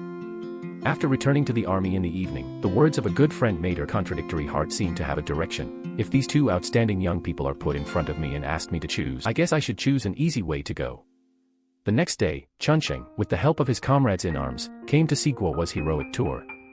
Looking at the good brother who is shining on the stage now, Chunqing is happy for him from the bottom of his heart. After the speech, Hongling talked to Guohua. If Chunqing stood in their place, how would he choose? In fact, they both know Chunqing's character very well, and then they naturally use the excuse of, "we can't do Chunqing," to rationalize their behavior. Whether it is the difference between their so-called ordinary people and heroes, or Hongling's hardships of watching her mother go all the way since she was a child, she is actually looking for excuses for her own decision. There is no right or wrong choice, as long as we are willing to bear the consequences. When Hongling learned that what she had proposed had been implemented, she took leave and ran to Chunqing as soon as possible. While Chunqing was happy for her, he also noticed Hongling's hesitation. Chunqing said, "Even if I can't stand up in the future, I will definitely work hard to make a career. Will you wait for me?" So he asked the other party if he was willing to wait for him. And Hongling, who was trapped in reality, was reluctant to leave the person she loved deeply, and did not dare to bet on the future, so she could only shed tears helplessly. Chunqing said, "If you want to wait for me, Hongling." Facing Chunqing's eyes that longed for affirmation. In the end, she said, "It's getting late, there is a tour tomorrow." Then he got up and chose to leave without looking back. In fact, she may not have decided that Chunqing would not be good, but she knew that this was a difficult road, but she did not have the courage to continue with it. The next day, Chunqing, who was preparing to return to Beijing, came to visit his good brother who died. Before leaving, he asked Duan Lei to send a letter to Hongling, who was about to perform. "We have all had too much and missed too much. We should also choose the life we want to pursue." When Hongling wanted to go to the station to find him after reading the letter, she was suddenly stopped by Guohua. At this moment, the result that he seemed unchangeable was still the latter compared with his own future. In this relationship, although it was defeated by reality in the end, but that high-spirited teenager once fought passionately for his dreams, and he also swore to love him completely. This is Xiao Chunqing's youth without regrets. On the other side, on the train back to Beijing, Chunqing, who was confused in his heart, did not expect it, seeing that Xiaomei also got into the car. I have to say that the sentence, "Companionship is the longest confession," is vividly reflected in Xiaomei's feelings for Chunqing. Xiaomei said, "You are not a useless person, you are a hero. Not to mention the disabled or anything, go back to Beijing for surgery. You can stand up." After listening to Xiaomei's words, at this moment he wanted to cry and endure it, not wanting others to see his fragility, so he could only lower his head and eat oranges to hide the trembling in his heart. And at this moment, the orange in his hand was like his heart. It hurts together.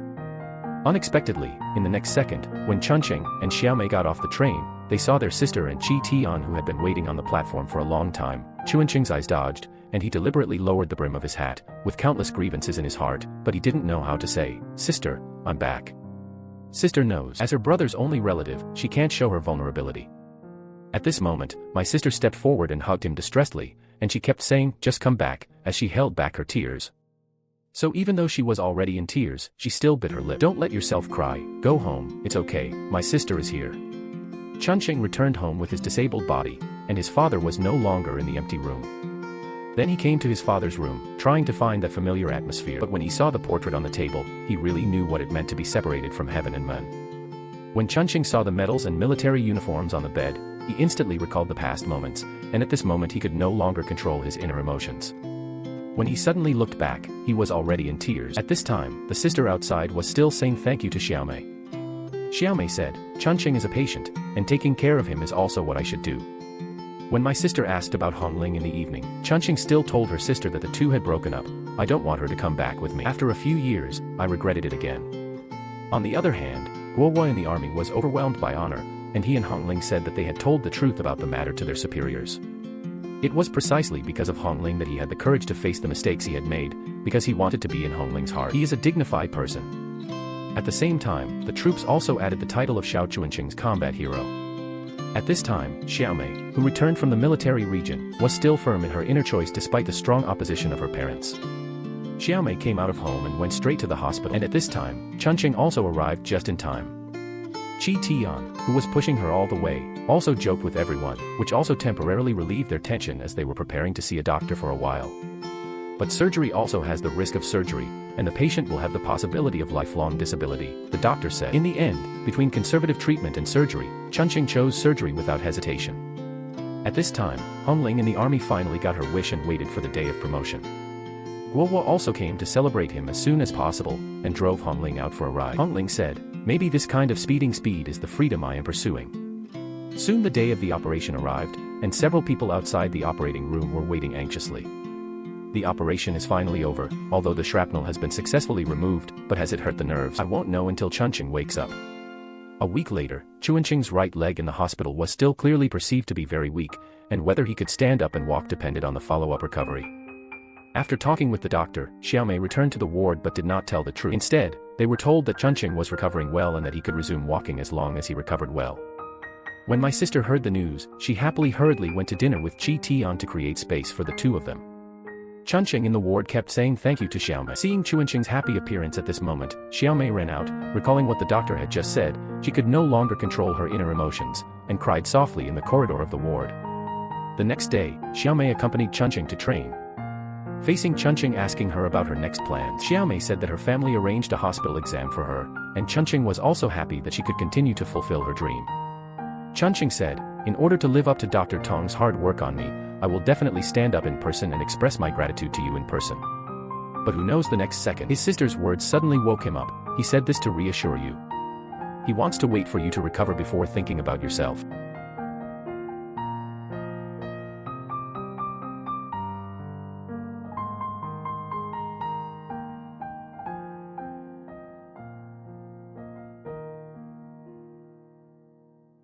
In fact, during this period of getting along day and night, Chunqing gradually noticed Xiaomei's intentions, but now he didn't dare to think about this issue. Chunqing said, "I don't want to delay others." My sister said, "You're like this now, don't let Xiaomei participate in anything that makes her feel cold." The next day, with Xiaomei's continuous struggle, she took Chunqing to the rehabilitation center for training. The recovery process is difficult, but it is nothing compared to getting back on your feet.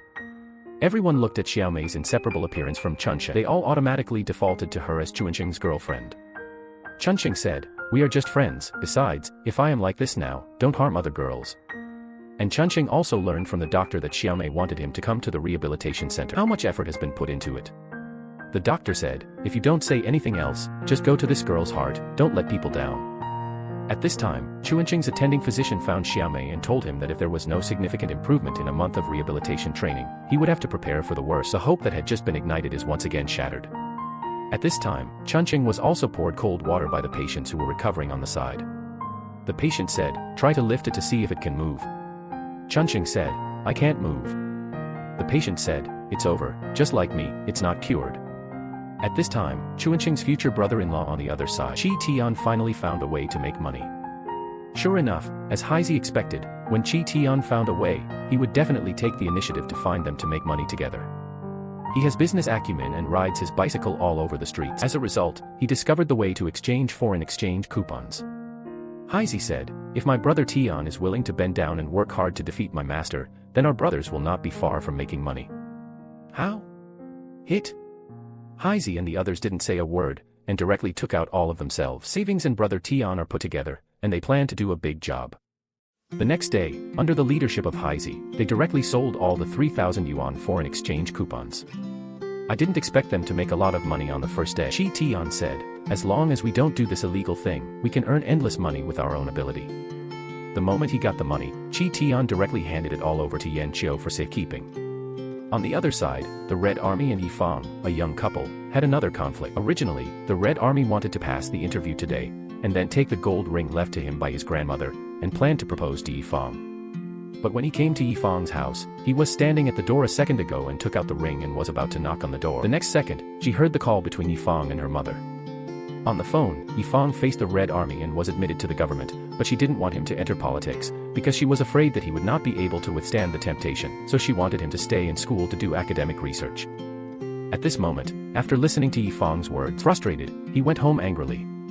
At this time, the scene at home was very lively, and my mother was happily inviting the neighbors to dinner and celebrate. But the Red Army who returned to the room was particularly upset.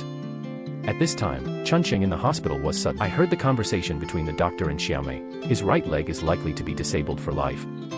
In order to get his unconscious legs back up and walk, the man has to endure huge pain every day and do overload rehabilitation. In order to help Chunqing heal her legs, Xiaomei did not hesitate to learn acupuncture every day, use herself to conduct experiments, and also use her good friend Yifang to practice massage. However, everything she paid for Chunqing was so unreasonable in her mother's eyes. Mother said, "If he really can't stand up for the rest of his life, do you want to serve him for the rest of his life?" But no matter what her mother said, she couldn't stop Xiaomei's persistence in Chunqing. The next day, she implemented what she learned to Chunqing. But with Xiaomei's efforts, Chuanqing's acupuncture legs were still unconscious. Qi Tian on the other side finally confessed to Sister Yanqiu. But compared with Qi Tian, who used to like He Hongling, a girl who could play the piano and was excellent in all aspects, Yanqiu, who was no longer young, had no confidence at all. But Qi Tian has long passed the age when he was young, and now in his opinion, love is no longer vigorous, but in the long flow. Now he just wants to believe that the woman in front of him is the one he wants. Yanchio said, "As long as you don't let go of my hand and eat chaff and throat vegetables, I will follow you." Chi Tian said, "Stop, stop, I will make you happy for the rest of your life." At this moment, after the simple and warm promise of the two people, they finally ushered in their two-way love. Unexpectedly, when my sister returned home, Chuanqing's younger brother hurriedly gossiped and stepped forward to ask about her relationship with brother Tian. In the face of her brother's questioning, the sister also quickly took out Xiaomei to prevaricate. "Some people, there are full-time doctors, do you still need me here? Am I just a light bulb here?" Chunqing said, "That's what I said. The reason why my sister doesn't want to face this problem is because now my brother needs someone to take care of her, so she can't marry Chi Tian before Chunqing gets up." The next day, Xiaomei came to the house to pick up Chunqing and go to the hospital for follow-up treatment. Doctors are very concerned about his recovery. The situation is just a few simple words to let him exercise more. Unexpectedly, in the next second, Chunqing, who was going to pick up the medicine, suddenly heard the conversation between the doctor and Xiaomei. "It is very likely that you will be disabled for life." This bolt from the blue news made Xiaomei miserable. She couldn't believe that the doctor's words were true, so she could only cover her eyes and cry softly. At this time, Chunqing, who had lost hope outside the door in an instant, was already in tears. Every trick of fate seems to make everything empty. On the way back, Xiaomei was still comforting Chunqing and saying that his situation was ideal. But he already knew the truth, but he never lacked the courage to start over. Knowing that his chances of standing up are slim, he refuses to admit defeat and wants to fight against fate. At this moment, Chunqing looked in pain. It also made Xiaomei full of distress. The next day, she asked her mother, who works in the hospital, to help her get some imported treatment equipment. The mother said, "But the hospital is not something opened by my own family, and I can't say that I can take it." The mother decisively rejected her daughter's plea. This also made Xiaomei fall into pain again. In the evening, in order to celebrate the successful passing of the customs interview by the Red Army, they reunited after eating together for a long time. At the dinner table, Chunqing congratulated his good brothers and did not forget to thank Yifang. The careful cultivation of the Red Army along the way has allowed him to become a pillar talent now. I have to say that whether it is a career or a relationship, Yifang has always been independent and sober. In fact, in the love between her and the Red Army, Yifang really paid too much. In the face of her mother's long-standing prejudice against the Red Army, she did not hesitate to quarrel with her family, because she didn't want the Red Army to be unable to hold her head up in her own home. "Can you stop looking at him like that in the future?" Then the Red Army also proposed to Yifang in the presence of everyone. Under the coaxing of Chunqing, they also witnessed the happiness of the two people. Looking at the sweetness of the young couple, Chunqing did not forget to tell his sister and Chi Tian that good things would be close as soon as possible. Knowing that my sister didn't take this step bravely because of herself, so Chunqing constantly emphasized that he could take care of himself. After 3 rounds of wine, the Red Army and Chi Tian rushed to arrange work for Chunqing. Faced with the heated dispute between the two people, Chunqing, who wanted to go out to catch his breath, did not expect to be stopped in front of the door by the bully Li Shangya. The other party not only insulted Wu Dalong, who was dumped by Hongling, but also knocked Xiao Chunqing, who had difficulty moving, to the ground, and then left triumphantly. Then Xiaomei and the others came out and saw the scene in front of them, and quickly helped Chunqing up. At this moment, he was so embarrassed in the face of Xiaomei's concern, and the next second he actually got angry at Xiaomei excitedly. "I beg you, can you? I think I'm begging you, don't waste your mind on a useless person like me." Since that day, the one who has been by his side all day, the girl just didn't appear again. This sudden feeling of emptiness in his heart inevitably made Chunqing a little disappointed. When he heard the familiar bicycle horn outside the window, Chunqing quickly subconsciously wanted to see if it was Xiaomei, but who knew that the moment he got up, his right leg suddenly felt strong. This long-lost feeling also surprised him a little. But before Chunqing could react, Yifang, who was fighting for a girlfriend in the next second, found Chunqing's house. Sober in the world, she told everything Xiaomei had done for Chunqing. "I have to say that I hope that girls in reality can meet such a good girlfriend as Yifang to support themselves." Yifang said, "She never liked my brother from the beginning, and my brother is not worthy of that." She shouted, "Chunqing, sometimes I don't know if you're really stupid or fake, why don't you understand his heart for you?" It was precisely because of his words that Xiao Chunqing, who was aware of hindsight, directly woke up Xiao Chunqing, and also made him completely understand Xiaomei's dedication. Think about it, don't let her down. The next day, Chunqing, who was exercising at home, suddenly received a call from Kuriko, saying that something had happened to Xiaomei. He put down the phone and hurriedly left the house on crutches. At this time, on Xiaomei's side, it was indeed the gangster Li Shangyo who was looking for trouble. He insisted on using the money to buy the rehabilitation equipment that Xiaomei had prepared for Chunqing. This instrument is very important to Xiaomei, and no matter how much money is given, Xiaomei refuses to give it to him. Just when they were about to start robbing, Chunqing suddenly appeared on crutches. But the bully not only doesn't give face, he also directly took Haizi's daughter-in-law out to provoke the man's bottom line. Immediately afterwards, the two groups of angry people instantly started to move. Seeing that Chunqing on crutches was pushed to the ground by them, a group of people began to grab the instruments in Xiaomei's hands. Xiao Chunqing, who was pushed to the ground at this time, saw Xiaomei being bullied by a group of people, and he stood up with his tenacious willpower. Watching Chunqing walk towards her step by step with difficulty, Xiaomei was really happy for him. But Chunqing just stood up. It is simply impossible to fight them. Xiaomei rushed through the crowd, desperately trying to protect Chunqing, while Chunqing used her body to block all attacks for Xiaomei. Under their constant punching and kicking, Chunqing still hugged Xiaomei tightly. Don't let her get hurt at all. Until finally the police appeared and took away a group of people who were causing trouble. Chunqing hurriedly asked Xiaomei if something was wrong. Did I stand up just now? Did you take 2 steps? And Xiaomei saw that Chunqing in front of her was injured in order to protect herself, shedding tears of distress. At this moment, the two people made their love even stronger because of this accident. After experiencing so many things, Xiao Chunqing decided to stop being stubborn, and he didn't want to disappoint Xiaomei, so he inadvertently said what was in his heart, I am duplicitous. Actually, I really want to be with you. At the moment when Xiaomei waited for Chunqing's confession, her teenage crush finally came to fruition. For a long time, although Xiaomei's love has been the kind of moisturizing and silent companionship, compared to vigorous love, what she left Chunqing with will always be a gentle and powerful warmth. Suddenly looking back, I found that the best people had already been by my side. At this point, the relationship that spanned the longest time and the most bumpy twists and turns finally came together. Xiaomei still accompanies Chunqing to shuttle every day in rehabilitation centers and various trainings in acupuncture physiotherapy. When Chunqing was most frustrated, he accompanied him through those helpless and difficult periods little by little. Accompanied by Xiaomei, Chunqing's legs were slowly recovering, and the two of them began to do things for them. Plans have been made for future development. After going around in circles, the boy finally found the back that made him miss it, and it turned out that he was always by his side. When Xiao Chunqing came to his girlfriend's room for the first time after recovering, he didn't expect a book on the table. A familiar book suddenly came into view. The moment he opened the book, he unexpectedly discovered that Tong Xiaomei was the bookmark girl in the library, the girl who first entered his heart, and she had always been by his side. At this moment, the smile on Chunqing's face well interpreted the sentence, it was you, but fortunately it was you. Fate made them miss and let them meet again. Compared with Xiaomei's care and companionship, in fact, Chunqing has already fallen in love unknowingly. Then, unable to contain the joy in his heart, he took Xiaomei back to the place where they first met. Facing the white moonlight that was looking for it back then, Chunqing took out his bookmark and made a formal confession with Xiaomei. If I had met this girl in the first place, would she have agreed to be my girlfriend? I don't know if it's too late for me to say this now. At this moment, Xiaomei's long-standing crush finally responded. Rather than saying that Chunqing fell in love with Xiaomei's company, I think it was more actually the resonance of the souls of two people. Whether he was moved by the handshake they first met, the idea of being with Xiaomei for a lifetime also quietly sprouted in his heart. It's just that many years later, I suddenly looked back, and after stumbling for so long, I found out that the 18-year-old heartbeat, it's all around now.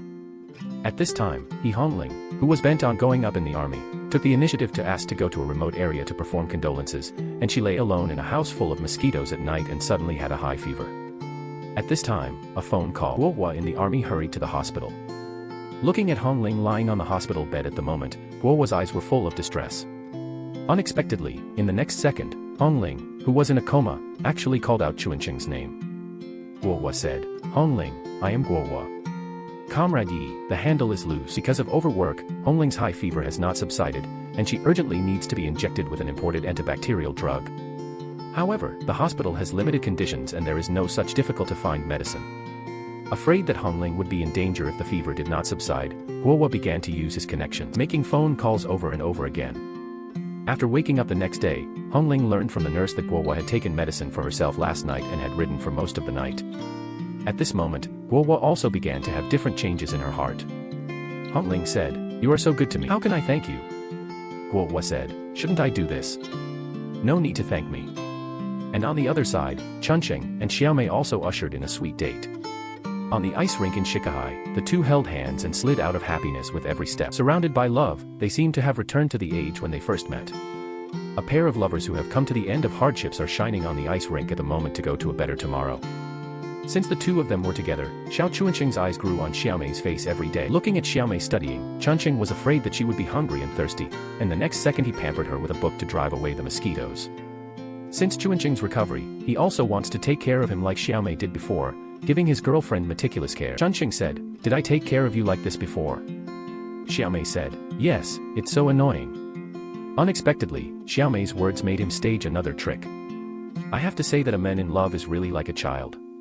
Chunqing, who could no longer be a soldier, suddenly lost his direction after recovering. Watching Xiaomei study hard every day for her desire to study nursing, he couldn't help but feel a little overwhelmed without a goal. Xiaomei encouraged him to think slowly and always find his own direction.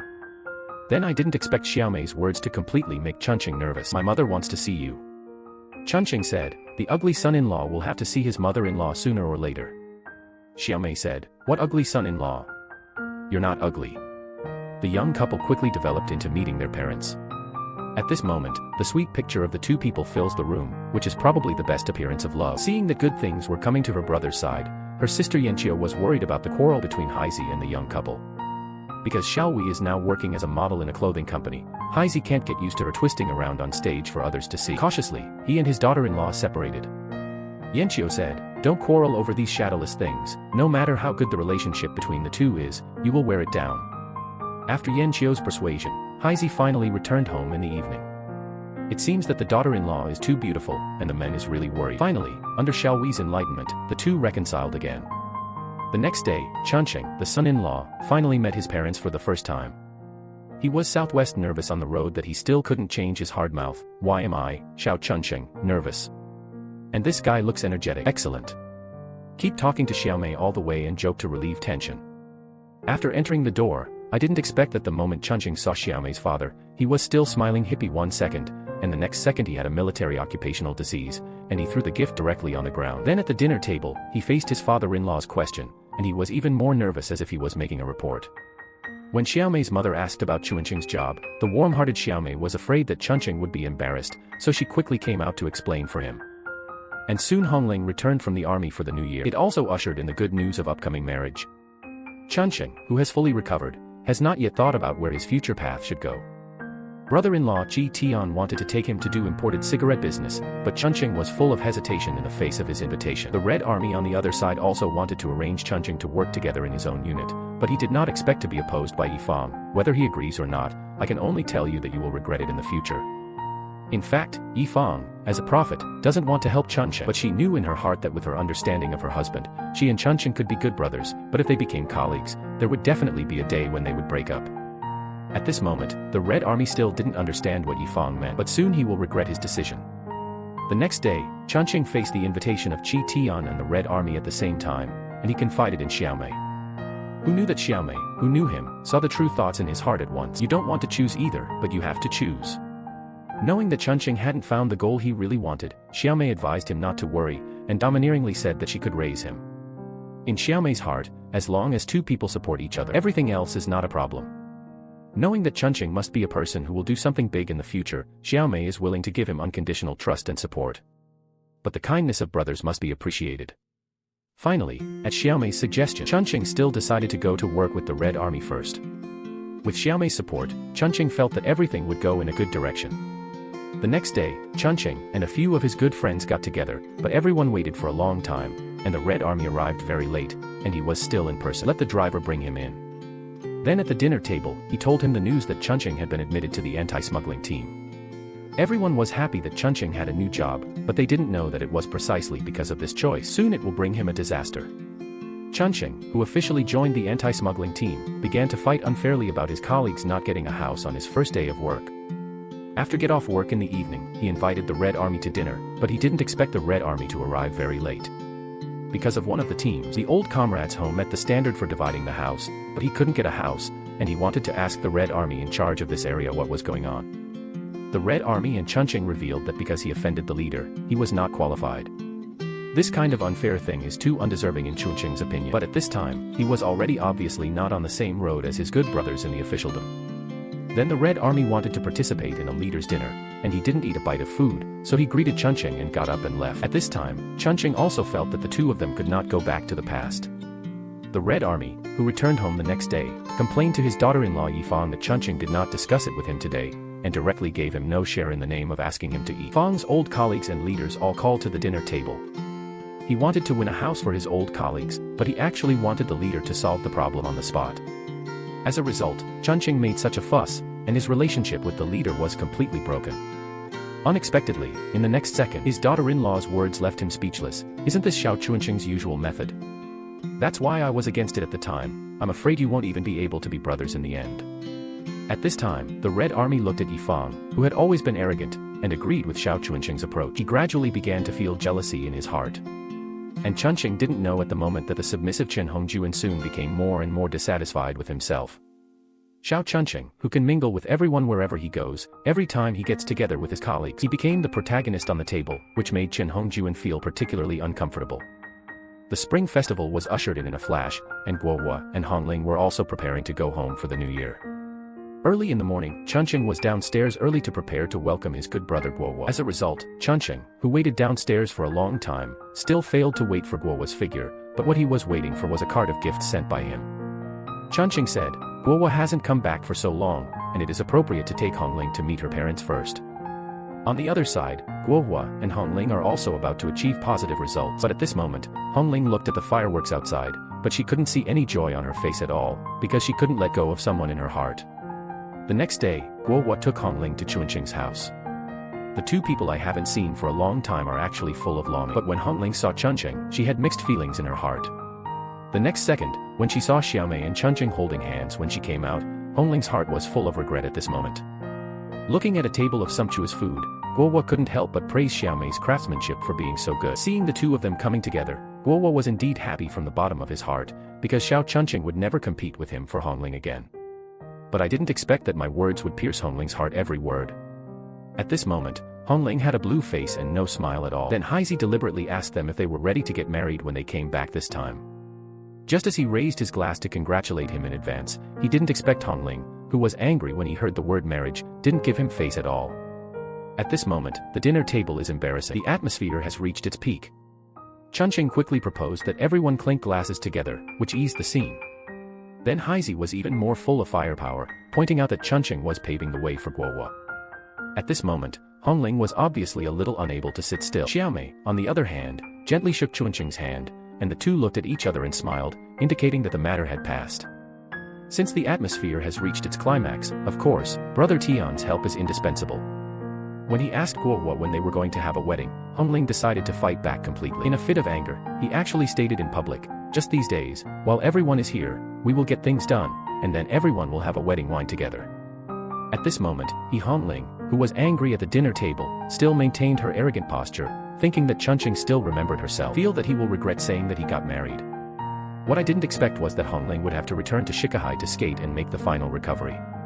At this moment, even the way she looked at Chunqing had a little sense of ambition. I was hesitant to go. Chunqing got Xiaomei's support. "I have to say that gentleness is Xiaomei's only nirvana. This dinner is really missing, and I can't sing this play today." The next day, Hongling, who was full of confidence, actually dug out the clothes and hats she and Chunqing first met at the ice rink. "I want to make a final struggle." Guohua looked at Hongling's dress, and a sense of crisis came to his face. Xiaomei, on the other hand, created space for the two of them to say a final goodbye. Taking advantage of the opportunity for the two of them to be alone, Hongling deliberately staged a memory killing, wanting Chunqing to chase her like she did back then. Hongling asked, "Why don't you chase me?" Chunqing said, "Xiao Wei doesn't like to skate so fast." Then she kept emphasizing the news that she was going to get married with Chunqing, wanting to get Chunqing's retention. And Chunqing admitted that he did love her under Hongling's unwilling questioning. "I loved you. I will never regret it." But since Hongling made her choice, the relationship between the two has already written an ending. Even if two people have had a beautiful love, they have both paid their sincerity for each other, but unfortunately there is no ifs in life, and letting go is missing. When it was confirmed that it was impossible for her to be with Chunqing, in fact, at this moment she already knew that she could no longer like someone so much. Watching Chunqing take Xiaomei's hand and leave, it also means that they will be separated from each other and each will be fine. After leaving the ice rink, Chunqing and Xiaomei sweetly came to the library where they met along the alley. At the place where the two people first met, Chunqing gave Xiaomei a sense of security with the sentence, "Fortunately you are you." He was grateful to Xiaomei for waiting silently for many years and promised that he would never escape what he needed to undertake in the future. Seeing Xiaomei's tears welling up in her eyes that had already moved at this moment, Chunqing directly said what he had always felt in the next second, "Let's get married." At this point, the hard-working lovers, in each other's company, finally ushered in a glittering life. On the other side, Hongling, who was wrapping candy at home, took out a portrait of Xiao Chunqing when he was looking for her, and the memories of the beginning instantly came to her heart. After hesitating for a moment, she threw the painting into the stove. Looking at the burned portrait at this moment also means burning all her memories with Xiao Chunqing. This time Hongling chose to completely let go of the past and welcome the future life. And while everyone is slowly getting better, Xiao Wei, who is wholeheartedly good to Haizi, has developed into a suspicion of Haizi to the point of beating her in public because of her beautiful appearance and avant-garde thinking. In the end, Xiao Wei, who was overwhelmed, finally chose to divorce. The Red Army on the other side was prosperous in the officialdom. In order to congratulate him on his promotion to director, Chunqing congratulated him at the dinner table and did not forget to thank Yifang for his efforts. Unexpectedly, this sentence once again aroused the jealousy of the Red Army. He is a villain because he was afraid that others would look down on him. His distorted psychology felt that Chunqing was reminding him that he had come to this day thanks to Yifang. After returning home after eating, the Red Army and Yifang had a disagreement over whether to have children. Yifang said, "I said I didn't want children." What I didn't expect was that she was full of jealousy in her heart and inexplicably asked Chunqing to lie down the gun in the next second. Who looks like a man? Is he like Chunqing? Then why didn't you look for him in the first place? Because before getting married, Yifang said that she planned not to have children, so she was still calm. Stick to your original decision. Looking at Yifang's cold and resolute attitude, the Red Army, who was carried away by anger, asked Yifang if he had never loved him. You just hope to find a puppet who can listen to you and be at your mercy. When the Red Army said this, Yifang also completely felt the chill. Red Army, you will always have the right to regret this marriage. In fact, the two people are not a question of whether they want children or not, but the unequal relationship at the beginning, and then the incompatibility of the three views, which eventually led to the occurrence of contradictions. On the other side, mass disarmament is about to occur in the troops. If the art troupe is disbanded, Hongling will also face the situation of leaving the army. She begged Guohua to help her think of a way, but Guohua had a different idea from him. Guohua, who went home from vacation the next day, participated. There was a dinner party between men with low self-esteem. Seeing that they were once inconspicuous and now prosperous, a friend said, "Chunqing is doing well now, and there are many people looking for him for help, and he is busier than me, the director." Guohua said, "Exchange me, the battalion commander, for the business you are doing now, will you change it?" Guohua, who was unbalanced, returned home after getting drunk and complained to Hongling, "Where is I not better than them?" He also complained that he had come back, but Chunqing didn't come to eat with them, and he didn't take him seriously at all. And in the face of Guohua's complaints, Hongling didn't want to pay attention to it at all. Guohua said, Guohua, made a move, and 100,000 million is not a problem. Under the wave of continuous development of the times, Qi Tian also has his own small business, and he and Yanqiu, who run a vegetable shop, live an ordinary and happy life. On this day, he happened to meet Hongling, who came back from the store. For his constant care of his mother, Hongling came over to express her gratitude. Qi Tian said, "What are you polite to me? When do you and Guohua want children?" When asked when he wanted a child, Hongling's mother quickly took the words. Because she knew that her daughter had been in poor health, her mother advised her to drink some Chinese medicine to condition. But Hongling, who will soon lose her job, has no mind to care about these now. After returning to the army, immediately afterwards, the news of the dissolution of the art troupe was ushered in. I thought that Guohua could help me stay, but I learned that the other party had already made a job transfer report without telling me, and decided to go home to develop. Hongling said, "You don't want to stay in the army, I won't force you, but why don't you give me this opportunity?" In the face of Hongling's anger, Guohua told her that he did this for the future of the two of them. Hongling said, "If I had known that I would have to take off this military uniform sooner or later, why would I have come to this day?" The reason why Hongling didn't want to take off her military uniform, in addition to sticking to her proud dream, was actually partly because she didn't want to go home to face Chunqing and Xiaomei. Although going home is a foregone conclusion, no matter how Guohua persuades her, she is still seriously preparing for her last performance. At this time, on the other side, Kuriko was detained by the customs because of a batch of his goods, so he found Chunqing, who was working in the anti-smuggling team. After Chunqing's inquiry, I learned that the goods were smuggled. That's why it was detained. With the dissolution of the art troupe, Hongling's life in the army also came to an end. Looking at the place where she had struggled day and night, Hongling's eyes were full of reluctance. The feeling at this moment is as if my home is suddenly gone. Guohua said, "Isn't our family your home?" Hongling said, "That's different. Here she has given too much sweat and too many memories. With this inseparable military life, she could only choose to leave with tears in her eyes." On the other hand, the store business of Yanqiu and Qi Tian was very prosperous. Yanqiu's warm service also makes the shop continue to have customers every day. While everyone was shopping for groceries, they were also concerned about what she should do to have children. Haizi was detained by the customs because of a large number of his imported cigarettes, and he was desperate and wanted to come to Chi Tian for help. But after meeting Brother Tian, after thinking about it, he finally couldn't open his mouth. He had no choice but to find Chen Hongjuan, who had become the director of customs. Haizi said, "Like you, the director, if your unit knows about this businessman, you can be punished." Because the two groups fought back then, the Red Army injured one of his eyes, so he wanted to use this matter to threaten Chen Hongjuan to raise his hand and release his seized goods. Haizi said, "The two of us haven't kissed that account for a long time, you are really embarrassed to say it." Unexpectedly, at this moment, Li Shangguan suddenly appeared. Then Kuriko took an exit list and retrieved all the cigarettes he had seized.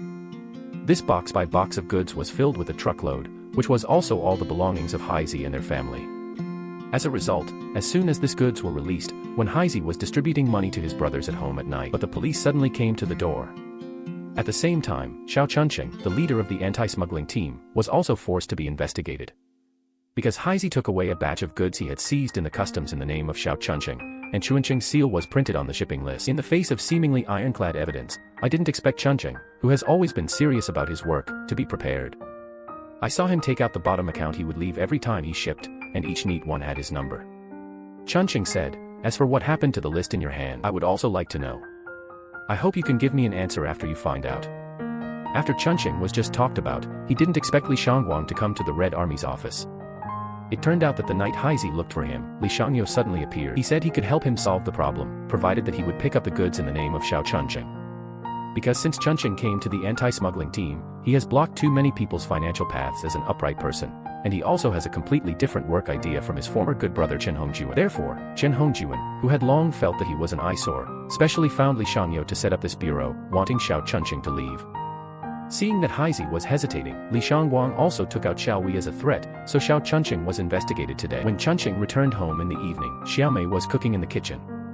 Chunqing, who was in a bad mood, suggested that he want to drink some wine tonight. Xiaomei saw at a glance that there was something in his heart, and then Chunqing told Xiaomei what happened today. He knew that the problem must be above. At this moment, he still didn't want to believe that his good brother who had passed through his life would now frame him. Xiaomei didn't want Chunqing to suffer a little grievance, so she asked him to simply quit his job and stay at home, so that he could support him. Chunqing said, "Then I won't be able to eat soft rice." Then in order to make Chunqing happy, Xiaomei also specially asked him to practice the consciousness of eating soft rice in advance. At this moment, the two people really interpret the best of love, they will take the initiative to communicate when there is something, and then the two sides will understand, comfort and tolerate each other. The next day, I didn't expect Chen Hongjuan to be suddenly investigated by the Commission for Discipline Inspection. It turned out that in order to force Xiao Chunqing away, Chen Hongjuan reached an agreement with Li Shangshang to write a report letter to report his nepotism. In order to deal with his good brother, he did not hesitate to cooperate with his former opponent. Chen Hongjuan seems to be early on the way forward, has lost his original intention. As a result, after he received some criticism and education, he still succeeded in driving away Xiao Chunqing as he wished. Then the two had dinner together, and the Red Army also staged their selfless and helpless drama with Chunqing at the dinner table. But at this time, Chunqing faced the change in his brother's attitude towards him, but he faced it calmly. Even if he knew that it was his good brother Chen Hongjuan who framed him, he would kindly remind him, smart people have turned into temperature. At this moment, the ungrateful Red Army had no brotherhood with Chunqing at all. The next day, Chunqing completely left the anti-smuggling team. At this moment, the Red Army upstairs looked at his back as he left, and suddenly felt a little guilty. Chunqing, who lost his job, came to pick up Xiaomei from get off work. Maybe only Xiaomei can give him the warmth he needs at this moment. After Chen Hongjuan successfully forced his good brother Chunqing away from the unit, he returned home ungratefully and staged a drama with his daughter-in-law about how affectionate and righteous he was. Yifang, who already knew everything, suddenly said one sentence completely made him feel guilty unconsciously. "When did you decide to get him away?" The Red Army said, "What did you say?" "I got him away." Yifang said, "You actually play ENG." Just when the Red Army was still trying to quibble, I didn't expect that when I saw Yifang take out Li Shangyo's business card. At this moment, he finally stopped pretending. He admitted that he had been dissatisfied with Xiao Chunqing's behavior for a long time, and that he was doing this for the good of the other party to some extent. Yifang said, "For his own good. You actually united with outsiders to frame your good brother, saying that it was for his own good. Then he is in the way of other people's eyes. What can I do?" Facing her husband who had already changed, Yifang, who was completely disappointed, slammed the door and left. The two broke up unhappily again. The next day, Yifang, who was upset, found Chunqing. Faced with being framed by good brother Chunqing, who looked away from everything, also comforted Yifang, "Don't blame the Red Army." At this moment, he finally understood Yifang's original advice. At this moment, Yifang, who had already seen through people's hearts, also made Chunqing unconsciously think of his sacrificed comrade-in-arms Amao. Yifang, who originally wanted to apologize after a conversation with Chunqing's high emotional intelligence, she didn't say a word. In the evening, Yifang returned home and told the Red Army about seeing Chunqing today, originally wanting him to know the pattern of Chunqing, but he did not expect to attract the dissatisfaction of the Red Army again. Yifang asked, "To be honest, do you regret it?" The Red Army said, "I think you regret it." In fact, because Yifang was influenced by her original family, she wanted to find an obedient person to marry. But she was so smart that she never thought that celibacy was a better choice for her. Hongling on the other side joined a new orchestra after returning home. In order to keep her position as principal violin, she was competitive and practiced the piano every day. But at this moment, with a bout of abdominal pain, she suddenly fainted. It turned out that Hongling was already pregnant, and her already weak body coupled with overwork eventually led to heavy bleeding. Looking at his daughter-in-law lying on the hospital bed at this moment, Guowa's eyes were full of distress. Guowa asked, "Will we have any more children?" Since Hongling married Guowa every day, his eyes were blank and he seemed to be escaping into an empty door, and this time his eyes were full of despair. Then Guowa accidentally learned from the doctor that Hongling had long known the news of her pregnancy. Guowa asked, "You already knew?" This bolt from the blue news made him wonder why Hongling was hiding it from him. In the face of Guowa's questioning, Hongling remained silent with a resentful face. After experiencing a series of unsatisfactory life, Chunqing came to Yunnan to see his former comrades in arms. Unexpectedly, he came out to relax this time, but he was unexpectedly opened up by a businessman he had saved before. At this time, he didn't know yet, because after Haizi's cigarettes were investigated, the police quickly found Chi Tian. Because of the cigarettes provided by Kuriko, their stores could only be forced to close. The young couple who had been separated for a long time immediately hugged affectionately as soon as they met. But who knew that the next second, when he learned that the girl's parents were at home, the man was embarrassed and quickly pretended. Then he did not hide his embarrassment, generously hugged Xiaomei to give gifts to her future father-in-law and mother-in-law. Xiaomei's parents looked at their son-in-law in front of them, and their hearts were full of love. At the dinner table, when Xiaomei's father asked Chunqing what he planned to come back this time, he didn't wait for Chunqing to answer. Xiaomei hurriedly shook her head with her father. I have to say that Xiaomei is really defending her Chunqing everywhere, and even her father looks a little jealous. Faced with the problem of his father-in-law, Chunqing also expressed his thoughts and plans. He went around the south and came back this time to start his own business. Xiaomei's parents also expressed strong support for his decision. Chunqing said, "Although I am poor now, I work hard, and I will definitely work hard to make a career worthy of Xiaomei." At this moment, the atmosphere of the family being in one place is really enviable. On the other hand, after the canteen of Yanqiu and his wife was seized and closed, Chi Tian's whole person fell into a negative state. In order to subsidize her family, Yanqiu could only get up early to do manual work. After Chunqing found out, feeling sorry for his sister, he came to Chi Tian to settle the score. "If you let her suffer and be angry, don't blame me for ignoring the feelings of our brothers." The next day, Chunqing met a minister in the Ministry of Industry and Art Service through the introduction of his comrades in arms. He wanted to take the south through this person. Jade in the south is sold in Beijing. The minister also gave great support to Chunqing's proposal.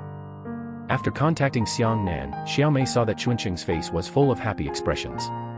Xiaomei said, "No matter what choice you make, I support you." The next day, Hongling, who lost her child, the body has almost recovered. She mentioned to her mother-in-law that she was going back to the orchestra tomorrow, but the next second her mother-in-law directly told her that she didn't have to go back, and her position as the leader of the group had already been replaced by someone else. After Hongling learned the news, suddenly became anxious. Violin is her only dream, and she has worked hard to gain a foothold in this troupe, and she has put in too much effort. Now that she won't be allowed to go back in one sentence, she must want to figure out why. In the face of Hongling's unwillingness, the mother-in-law directly said her true thoughts. "You have become the daughter-in-law of the Yi family, so you should have a daughter-in-law. Our family has such a son, I worked hard to raise him, you let us have no descendants, are you worthy of us?" A mother-in-law who looks strong. I only wanted to urge her to have a child, because in their marriage, Hongling was not really respected from beginning to end. Hongling said, "You only think about your son, have you thought about me? Have you considered my life and my career?" Matchmaking may seem like an outdated concept of mate selection, but when you are deeply involved in it, you can realize that this sentence is really true. Soon Xiangnan came to Beijing with his goods. The next day, Chunqing took his goods to Gongmei for Master Jin to check. After a careful inspection, Gongmei accepted all the goods from the south. When they got home, Xiaomei made dinner to celebrate for them. Immediately afterwards, because Gongmei needed a large amount of goods, Xiang Nan wanted to let him because of insufficient funds. Chunqing helped think of a way. Chunqing asked him to go back first to prepare for restocking, and he would solve the problem of money. In the evening, Xiaomei knew that Chunqing needed money to do business, so she decided to use all her savings to support Chunqing. But Chunqing said that he could not use Xiaomei's money. Subsequently, Xiaomei also expressed her doubts to Chunqing about Xiang Nan's sudden loan, but Chunqing trusted him very much. The next day, Chunqing found Qi Tian and wanted him to help him. Qi Tian also strongly supports his brother-in-law. After the money was remitted to the south, he immediately came to Beijing with the next batch of goods.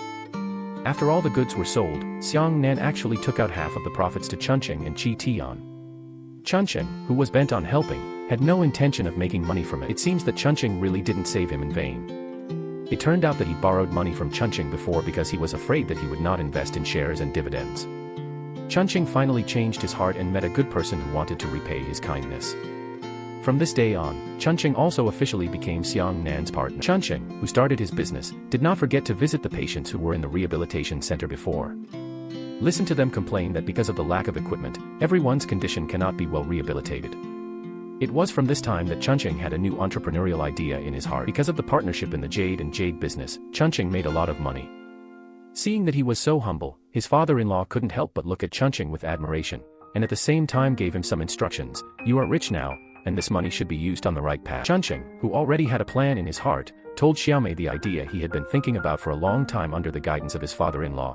I am thinking of doing something for the rehabilitation hospital and getting some medical equipment there. Xiaomei also felt that Chunqing's idea was particularly good. But now the problem is that medical devices are imported, so if you want to solve the supply problem, you must find Chen Hongjuan, who is the head of the customs authorities. But Chunqing felt that although he still regarded the Red Army as a brother, they were no longer the same people all the way. Xiaomei persuaded him to go to the rehabilitation center. Patients should give it a try. After listening to Xiaomei's suggestion, Chunqing still found the Red Army. The two people who hadn't seen each other for a long time couldn't help but look a little embarrassed. Because of what happened back then, he and Chunqing had always felt guilty. He said that he was really sorry. When he said this, he didn't know how to speak.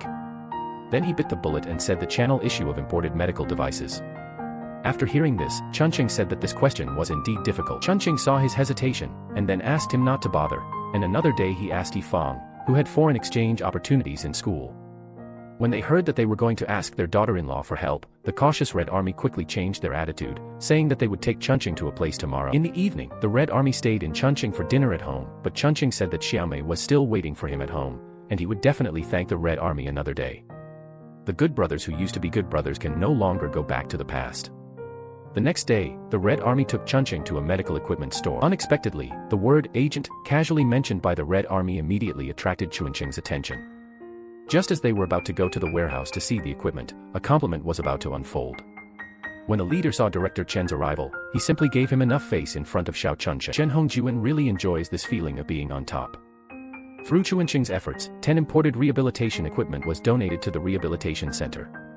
But the dean knew that it was not easy for him to make money, so he let him go one yard to another. These equipment will be financed and settled normally according to the procurement method. Chunqing, who couldn't resist the dean, had to agree. Then after coming out of the dean, Chunqing told Xiaomei that he wanted to be a medical device agent. He knows that not everyone is so lucky to meet Xiaomei like him to help him recover, so he wants to make more accidentally injured people stand up and walk through his own efforts. Xiaomei said, "Sure enough, it is Comrade Xiao Chunqing. It's different from what others think." Along the way, no matter what decision Chunqing makes, Xiaomei can be his strong backing and give him more support and encouragement. I think this is the best evidence that two people love each other. After my sister learned about her brother's thoughts, Qi Tian also obliged to express his support for Chunqing's ideas. The sister who was pregnant with Liu Jia was still a little worried, but when she heard that Yifang also planned to invest in the shares, she suddenly had a bottom in her heart. Soon Chunqing's small company was officially established. At Xiaomei's suggestion, named the company Chunqiao after her and Chunqing's names. Chunqing also made a detailed allocation of the company's division of labor. After the company was established, the stressed Chunqing also made Xiaomei happy, because he was willing to share this pressure with himself. Xiaomei said, "I am also willing to share." Chunqing said, "I don't want you to share it for me, I want some people to give me some strength." Xiaomei asked, "How to give strength?" Then Chunqing, who didn't want to just share and wanted Xiaomei to give him strength, came directly to the ways to kill. The love between Chunqing and Xiaomei is really pure. Xiaomei gave him enough strength to support Chunqing to remain optimistic and strong in the dark. But everything was difficult at the beginning, and the business had just begun, and Chunching hit a wall everywhere. Chunching, who was rejected by 5 hospitals in a row, was a little overwhelmed when he returned home. The next day, at the suggestion of my brother-in-law, he found Director Qin, whom he once met in the anti-smuggling team, but he touched his nose. Unexpectedly, after returning home, Xiaomei helped him contact his mother who worked in a hospital. Chunching said, "I don't want to trouble my aunt, and I don't want to go through the back door." Xiaomei said, "This is not going through the back door, it's actually a win-win." After listening to Chunching's introduction, the prospective mother-in-law, who had strict requirements for products, quickly signed the order and paid the first salary. At the same time, Chunching also ushered in the good news of being an uncle. A man married a good brother's ex-girlfriend, but from the day of her wedding, the woman had no smile on her face. Knowing that she has never been able to let go of her ex Xiao Chunching in her heart, her husband, who can't bear it, vows that he will be better than his predecessors. "I want you to know that following me is the right choice." Seeing Xiao Chunching's company doing well, just when Guowa felt strong jealousy in his heart, his brother-in-law Chen Hongjuan invited him to partner together.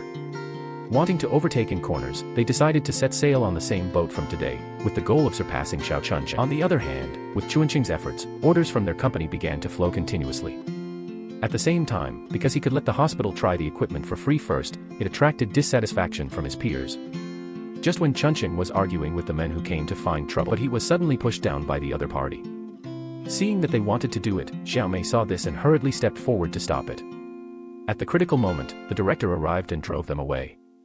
After the group left, Xiaomei was worried about the recurrence of Chunching's old injuries and said that she would take him to the hospital for examination. Fortunately, the film was filmed at the end, and there was no problem, and now Xiaomei was relieved. The next day, Qi Tian received an order for 5 far-infrared therapy devices, and he was in a hurry to pick up the goods, and he accidentally ran into Fa Xiao, who had grown up since he was a child. After chatting, I found out that he was also making medical devices. When Qi Tian, who was talking about loyalty, heard that he had to take care of his brother's business. And Yifang on the other side returned home, looking at the empty room. She hadn't seen her director husband for a long time, but what she didn't expect was that the honest person who promised to love her for the rest of her life would soon betray her. On this day, a strange woman took the initiative to invite Chen Hongjuan to drink, saying that she admired him very much at a party. After the two chatted for a while, Chen Hongjuan just wanted to get up and leave, but was left by the woman. Then when he came home drunk, Yifang, who had been waiting for him at home, came out to help him pack his clothes, but unexpectedly saw the lipstick print on her husband's shirt. At this moment, Yifang, who was sober, calmed down, sat down and thought for a while. After the Red Army woke up, he saw that his daughter-in-law's face was wrong, thinking that she was still angry about Chunching's affairs and herself. Unexpectedly, when he said that Chunching could succeed this time on his own, Yifang directly scolded him back. "This is where you are shameless. You never take hurt others to heart, you give a little credit to help others, but it all goes to yourself." Until this moment, he never thought about who he relied on to get to where he is today. There is no Thanksgiving without saying, and every old account will be turned out by him to add fuel and vinegar, feeling that others are sorry for him. The next day, when Chunching and Xiaomei were sweet at home, his brother-in-law Qi Tian suddenly came to tell him that he had gotten into trouble because he blindly trusted his own hair. The goods from him now have problems, and the police have sealed their warehouse, but his hair has long been gone. This sudden blow made Chunching anxious and had to find a way to solve it quickly. In the face of the huge compensation from the hospital, Chunching, who could not let Chunqiao's signboard go bankrupt, asked Qi Tianhe and the hospital to promise to send them the money within 5 days. When such a thing happened, Chunching was still comforting Xiaomei not to worry, he would definitely be able to solve it. The next day, just when Chunching and Qi Tian were at a loss, they suddenly received news of the death of their comrade in arms Duan Lei. Chunching was in pain when he learned the news, and the brother who had fought with him left him forever. The next day, Xiaomei had already borrowed money from her parents. Let Chunching not worry. But Chunching couldn't use Xiaomei's money, he had already discussed with his sister to take out all the family's savings. On Chunching's bumpy road again and again, he has Xiaomei's comfort and companionship, so he can't let those who love him down. After solving the problem, everyone survived this difficulty in order to celebrate Chunqiao and held a celebration banquet together. When he got home in the evening, Chunching, who had drunk too much, couldn't help but think of his deceased friend Duan Lei, and he couldn't help crying. The promises made can no longer be fulfilled. There is no one to talk about the ups and downs they have experienced together. Chunqing's long-suppressed emotions suddenly exploded at this moment. Xiaomei looked at Chunqing's painful appearance, her eyes were full of distress. At this moment, Xiaomei, who didn't want Chunqing to face all the wind and rain alone, suddenly proposed in reverse. "Chunqing, let's get married." Soon after, while Chunqing was regaining his strength, the business of Guohua and the Red Army was getting better and better. Unexpectedly, the Red Army who returned home was scolded by Yifang.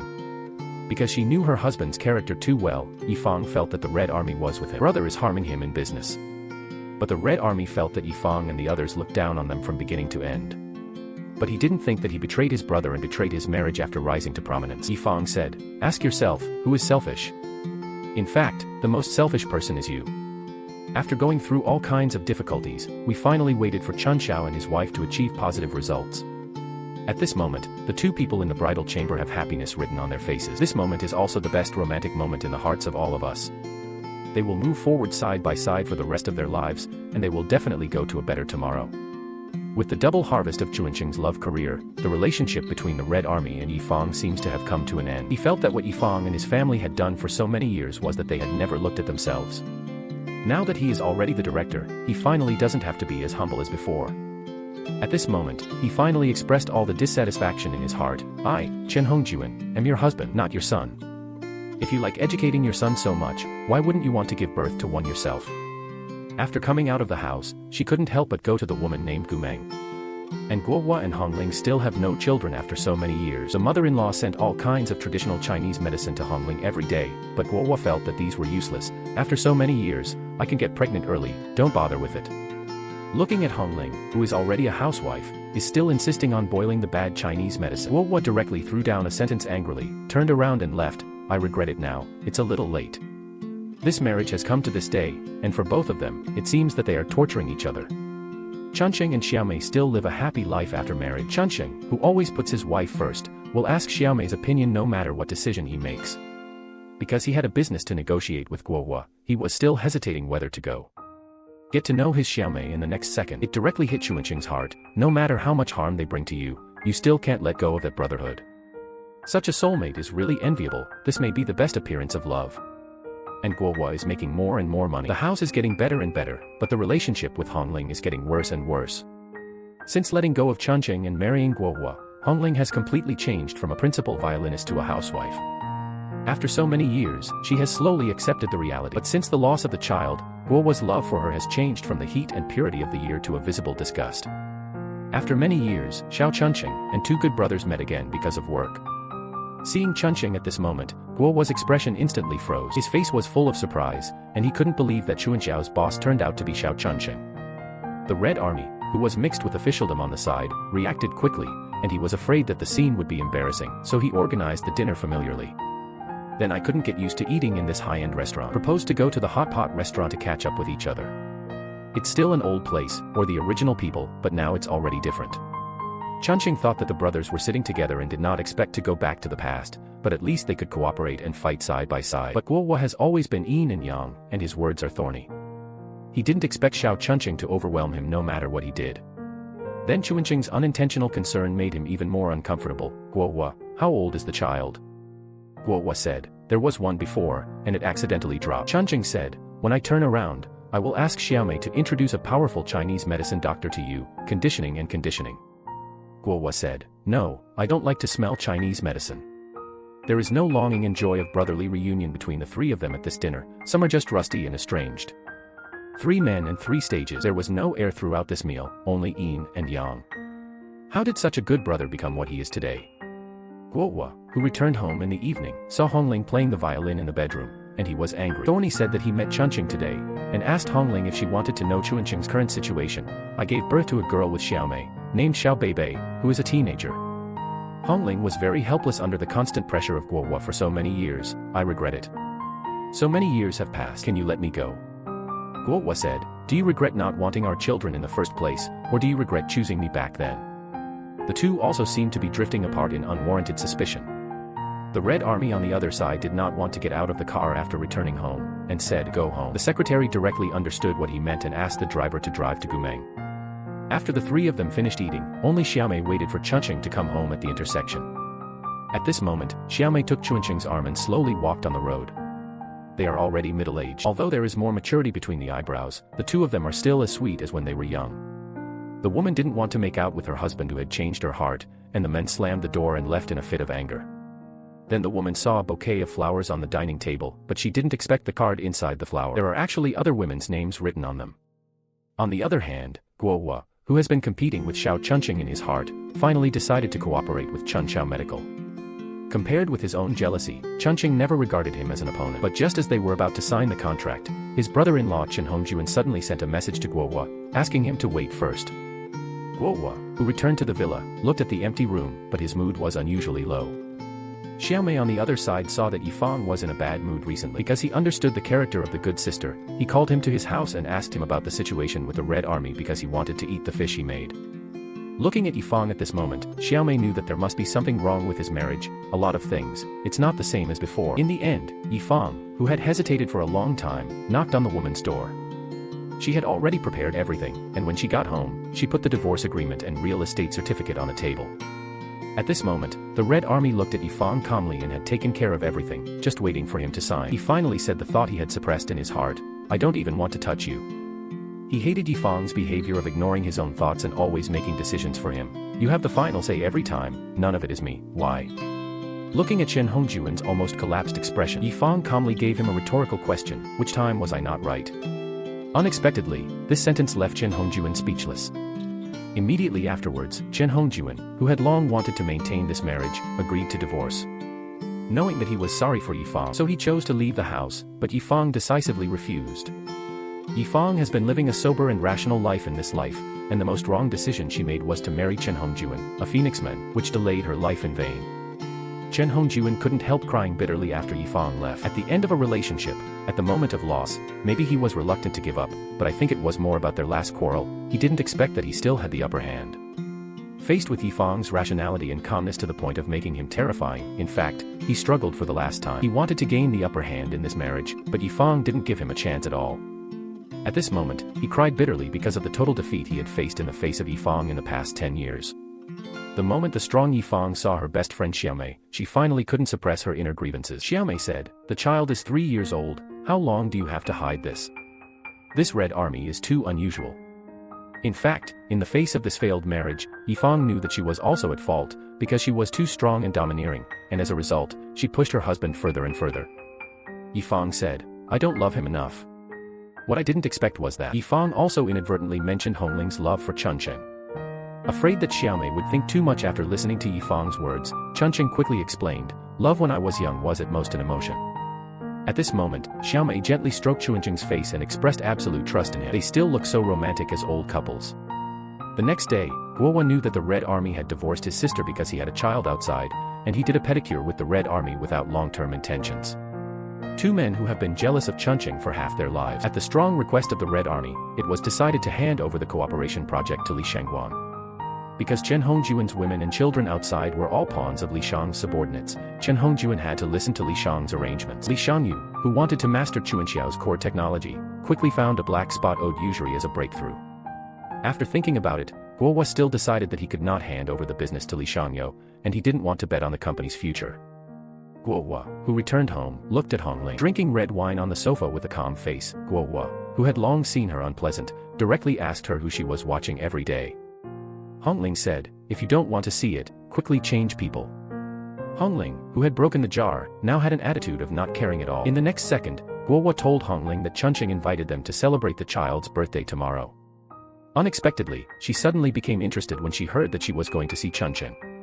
An originally happy birthday party ushered in the moment of Shura Field. At the birthday banquet carefully prepared by Chunqing and Xiaomei for their daughter, Guohua just explained to Xiaomei that Hongling couldn't come over today because of something, but she didn't expect that in the next second, Hongling, who was wearing the red sweater and straightening her hair, suddenly appeared.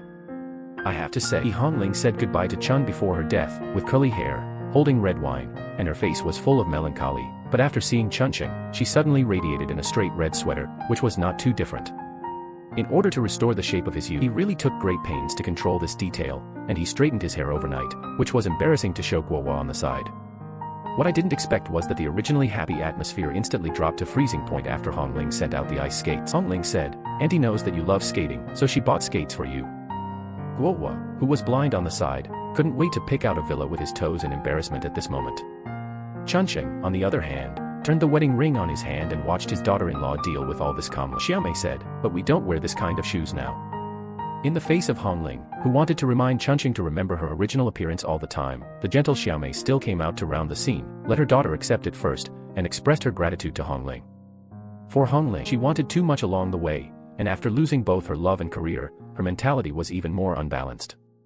Everyone is moving forward and starting a new life, but it seems that she is the only one who has been living in that ice rink, unwilling to accept her current self and a life full of chicken feathers. On the way home, Guohua couldn't help but quarrel with Hongling. You are not ashamed. I am still ashamed. At this moment, I really feel a little sorry for Guohua. How big of a heart is there to tolerate my wife thinking about her ex all the time? Until today, Hongling didn't know what she wanted. Rather than torturing each other, it is also a wise choice to let go. Guohua, who was carried away by emotions, couldn't help but confront Hongling again. After so many years of marriage, how can I be sorry for you? You still miss him. I am your husband. The endless quarrels and suspicions made Hongling feel tired. Frustrated, she filed for divorce from Guohua. This relationship of torturing each other ended in regret. Guohua, who had just been notified of his divorce, suddenly received a message from the Red Army: give the order to Li Shangyo. The next day, Chunsheng, who waited for Guohua for a long time, learned that he had gone to Li Shangyu. Faced with the sudden robbery of his business, he felt that things were not that simple. Chunsheng came to the R&D center and unexpectedly learned that Heise had come here to get information. On the other side, Guohua, who felt sorry for Chunsheng, was sullen at the celebration banquet for the three of them. Chunsheng, who was worried late at night, was seen by Xiaomei. Knowing that the company's secrets may have been leaked, Chunsheng couldn't help but worry that he would become hostile to his good brother in the future. Xiaomei advised him to wait and see what happened, and there would always be a solution. After Qi Tian's investigation, it was Heise who betrayed Chunsheng, but Chunsheng seemed to be prepared, because the core that Heise took was not yet mature. New and improved drawings, they intend to apply for a patent. Chunsheng said, what about the sunspots? Although he is sorry for me, if he repents one day, I will still treat him as a brother. Then Chunsheng found Guohua. He gave a bitter reminder of his cooperation with Li Shangyo. Unexpectedly, Guohua retorted strongly that he didn't need his kindness. When I first met Hongling in Shikahai, no one asked me if I wanted to be falsely claimed. Why do you make the decision for Yi Guohua? I don't need you to make any decisions for me. The reason why you lost today is because you Xiao Chunsheng is too arrogant and proud. You deserve all this today. Xiao Chunsheng, who was sued, gave it to Guohua. The last suggestion is to get up and leave. On the other side, Qi Tian saw Heise coming up and slapped him. You said Yi Guohua is a dog of Xiao Chunsheng. Look at yourself, what have you become? But Heise was actually excited in the face of his betrayal. I don't have your brother. In the end, Qi Tian gave up the brotherhood for so many years and turned around and left without looking back. At this time, after Yifang and the Red Army signed the divorce agreement, the two were officially separated. After Chunsheng's efforts, the patent for their core technology was finally applied. At this moment, all his efforts were finally not in vain. At the same time, because of a problem with the product, he suddenly received news from the partner asking for returns and compensation.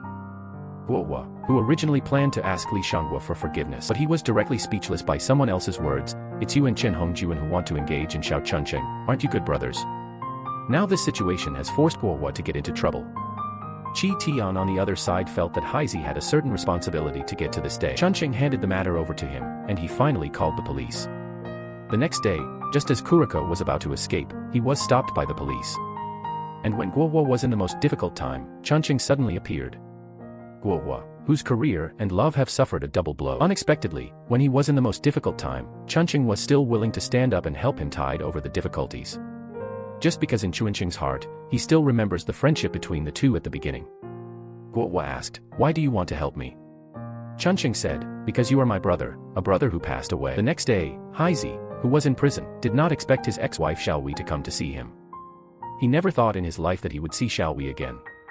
After so many years, Heise finally had the courage to express that belated apology to Xiaowei. Even though Heise hurt Xiaowei too much at the beginning, she never let go of this man in her heart. On the other side, Chunsheng worked overtime for Guohua's batch of goods, and he hadn't slept well for a long time. Xiaomei looked at Chunsheng's tired appearance, and her eyes were full of distress. The next day, worried that Chunsheng would not eat well, Xiaomei also took the time to bring him dumplings herself.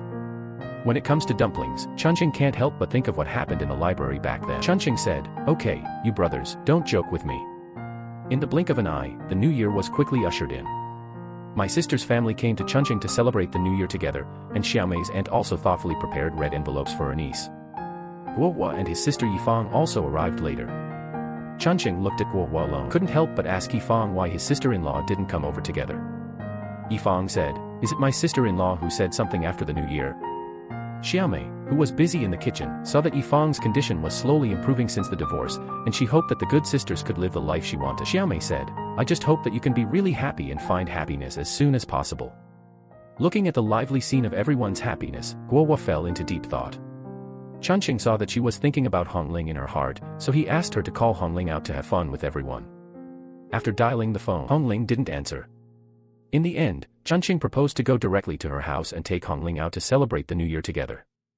Then the lively streets were filled with the atmosphere of the new year, and at this moment everyone was feeling the good atmosphere, talking and laughing. There are only two people, Guohua and Hongling, whose faces are still full of sorrow written on their faces. The next second, afraid that Hongling's hands would be cold, Guohua directly held her hand and put it in his pocket. Then Chunqing took out his camera to take pictures for everyone, and he just wanted to record this beautiful moment for everyone. Unexpectedly, when Yifang photographed Guohua and Hongling invited Chunqing's daughter to come over and take pictures together. At this moment, I actually suddenly felt a little sad about Hongling. If her child hadn't been lost, she should have been much bigger than Beibei. Hongling, who returned home in the next second, took advantage of today's Chinese New Year and proposed to drink some wine with Guohua. The two people, who have known each other for 27 years, recalled the first time they met. When Guohua saw Hongling at first sight, he fell in love with her at first sight and kept chasing the bus just to take a look at Hongling. After so many years, Guohua admitted his mistake to Hongling at this moment. Regarding the past between him and Chunqing, Guohua, who has low self-esteem, admitted that he should not be careful. Hongling said, "Why don't I feel inferior? In fact, it's quite hard to like people like me." In this marriage, for Guohua, he finally married the girl who gave him a glimpse of his youth, but for Hongling, this is her choice to sacrifice her love after compromising with reality for bread. At this moment, Hongling's self-summary explains her. In fact, she has always seen it clearly, but she can't do it. Obviously, in the end, I gave up love and chose reality, but I still regarded myself as a victim. After the two opened their hearts, they untied their barriers to each other. 1 second he was still relieved that the two could finally sit down and chat, and the next second he heard the news that Hongling still wanted to insist on divorce. In this marriage, Hongling lost her dream and heart, which was unacceptable to her with a strong personality. Perhaps divorce is the most decent ending for the two of them. Even though he had reflected at this moment, she felt that it was too late. Since Chunqing on the other side took over the batch of goods from Guohua, the customs approval has not come down. They suspected that Chen Hongjuan was making bad things inside. Because of the brotherhood, he united with Li Shangguang to do things out. Chunqing hesitated for a long time, and finally joined forces with Yifang to report his corruption over the years. Chen Hongjuan was able to end up in today's situation, and he reaped the consequences. In the end, Chen Hongjuan and Li Shangyu were brought to justice, which was really happy. Evil people will eventually be rewarded. The sea and the dream ushered in the finale, but we were reluctant to say goodbye to Xiao Chunqing. Just as everyone is slowly getting better, a terrible virus is quietly spreading. Because the employees of the Chunqing factory have been diagnosed, Xiaomei called Chunqing and asked him to isolate immediately. At this moment, while the couple entrusted each other, they were both worried that the other party would not be fine. Xiaomei put on protective clothing the next day. A fierce battle against the virus began. But Chunqing's side suddenly closed the factory, but it was not understood by everyone. Guohua originally planned to go abroad with Chunqing to discuss business, but after knowing the situation, he decided to stay and fight side by side with his good brothers. But Chunqing felt that just like the time he demoned Guohua, there must always be someone to go out, and that person is still Guohua. At this time, a large number of patients with fever in the hospital were pouring in, and the virus was far more terrifying than everyone imagined. Under Chunqing's painstaking persuasion, everyone finally agreed to stay in the factory for isolation. Chunqing, who was isolated in the office at night, looked at the photos of the family and his heart was full of thoughts. Because I was worried about Xiaomei's situation. Xiao Chunqing, who has always been strong, is really scared at this moment. He is afraid of losing his lover like losing his comrades in arms. The next day, something that worried everyone still happened. Xiaomei looked at the thermometer in her hand and knew that she was infected. Just when she hadn't recovered yet, she suddenly received a call from Chunqing. Xiaomei, who couldn't hold back her emotions, cried the moment she connected the phone. She held back her tears and told Chunqing to take care of her daughter. Then he told Chunqing all the passwords of the family passbook. Chunqing heard that something was wrong with Xiaomei, and he hurriedly asked her about her situation. Facing the person she loves the most, Xiaomei finally cried and told Chunqing about her diagnosis. For Chunqing and Xiaomei, there are too many ups and downs and twists in this relationship, and there are too many self-evidence. Perhaps it is because of the years they have missed in vain that they cherish the time together more and more. Chunqing said, "I really can't live without you." On the phone, the two cheered each other up. "It means that you will be able to survive and get through the difficulties." Although tears had already rolled in his eyes, Chunqing didn't want the other party to notice his emotional fluctuations. At times like this, the encouragement and support of your lover is really important. But within a few days, Chunqing received news that Xiaomei's condition was worsening. Just when he was about to see Xiaomei despite the danger, he was stopped by his brother-in-law Qi Tian. And Xiaomei finally woke up after several days of treatment. Knowing that major hospitals are short of medical supplies, Chunqing decided to use all his homes when leading enterprises to produce masks, do their part for the society. After recovering, Xiaomei also decided to support the epidemic area and continue to fight. In order to see Xiaomei, Chunqing wanted to personally deliver the supplies to the hospital. After a life-and-death struggle, the couple finally met. At this moment, Chunqing, who had tears in his eyes, stepped forward and hugged his wife, and his eyes were full of distress and affection at this moment. The best love may be like this, missing each other and warming each other. The mutual fulfillment and mutual respect between Xiao Chunqing and Tong Xiaomei. It's the best I can think of love. Tong Xiaomei has never been Xiao Chunqing's second choice, but the heartbeat he missed when he was young, and it is the love he accompanied each other until he grew old. In the new year, after a lot of ups and downs, everyone is glad that they can continue to sit together and celebrate today. And Yifang also started a new relationship. At this time, Guohua, who was far away in South Asia, also called. Chunqing told him that Hongling wrote from Paris. She has already fought for herself once at the highest music school. Chunqing said, "It's good, start over. I really miss when we were young, when we skated together in Shikahai, it was the place where our dream began." Then they missed those hot youths. From the carefree laughter on the sea in winter to the busy figures on the road of growth, their youth seems to be rushing in front of us. Those touches and tears converge into the most beautiful memories of this summer. Xiao Chunqing's pure heart, Tong Xiaomei's ideals and beliefs, Yifang's sobriety in the world, Qi Tian's love and righteousness, Guohua's lost way and Hongling's final desperate struggle. Along the way, we have witnessed their growth and transformation over the past 30 years. May we all reach the sea of our dreams. The enthusiasm and publicity of those dreams will continue to echo in the wind of Shikahai. Goodbye, our Xiao Chunqing.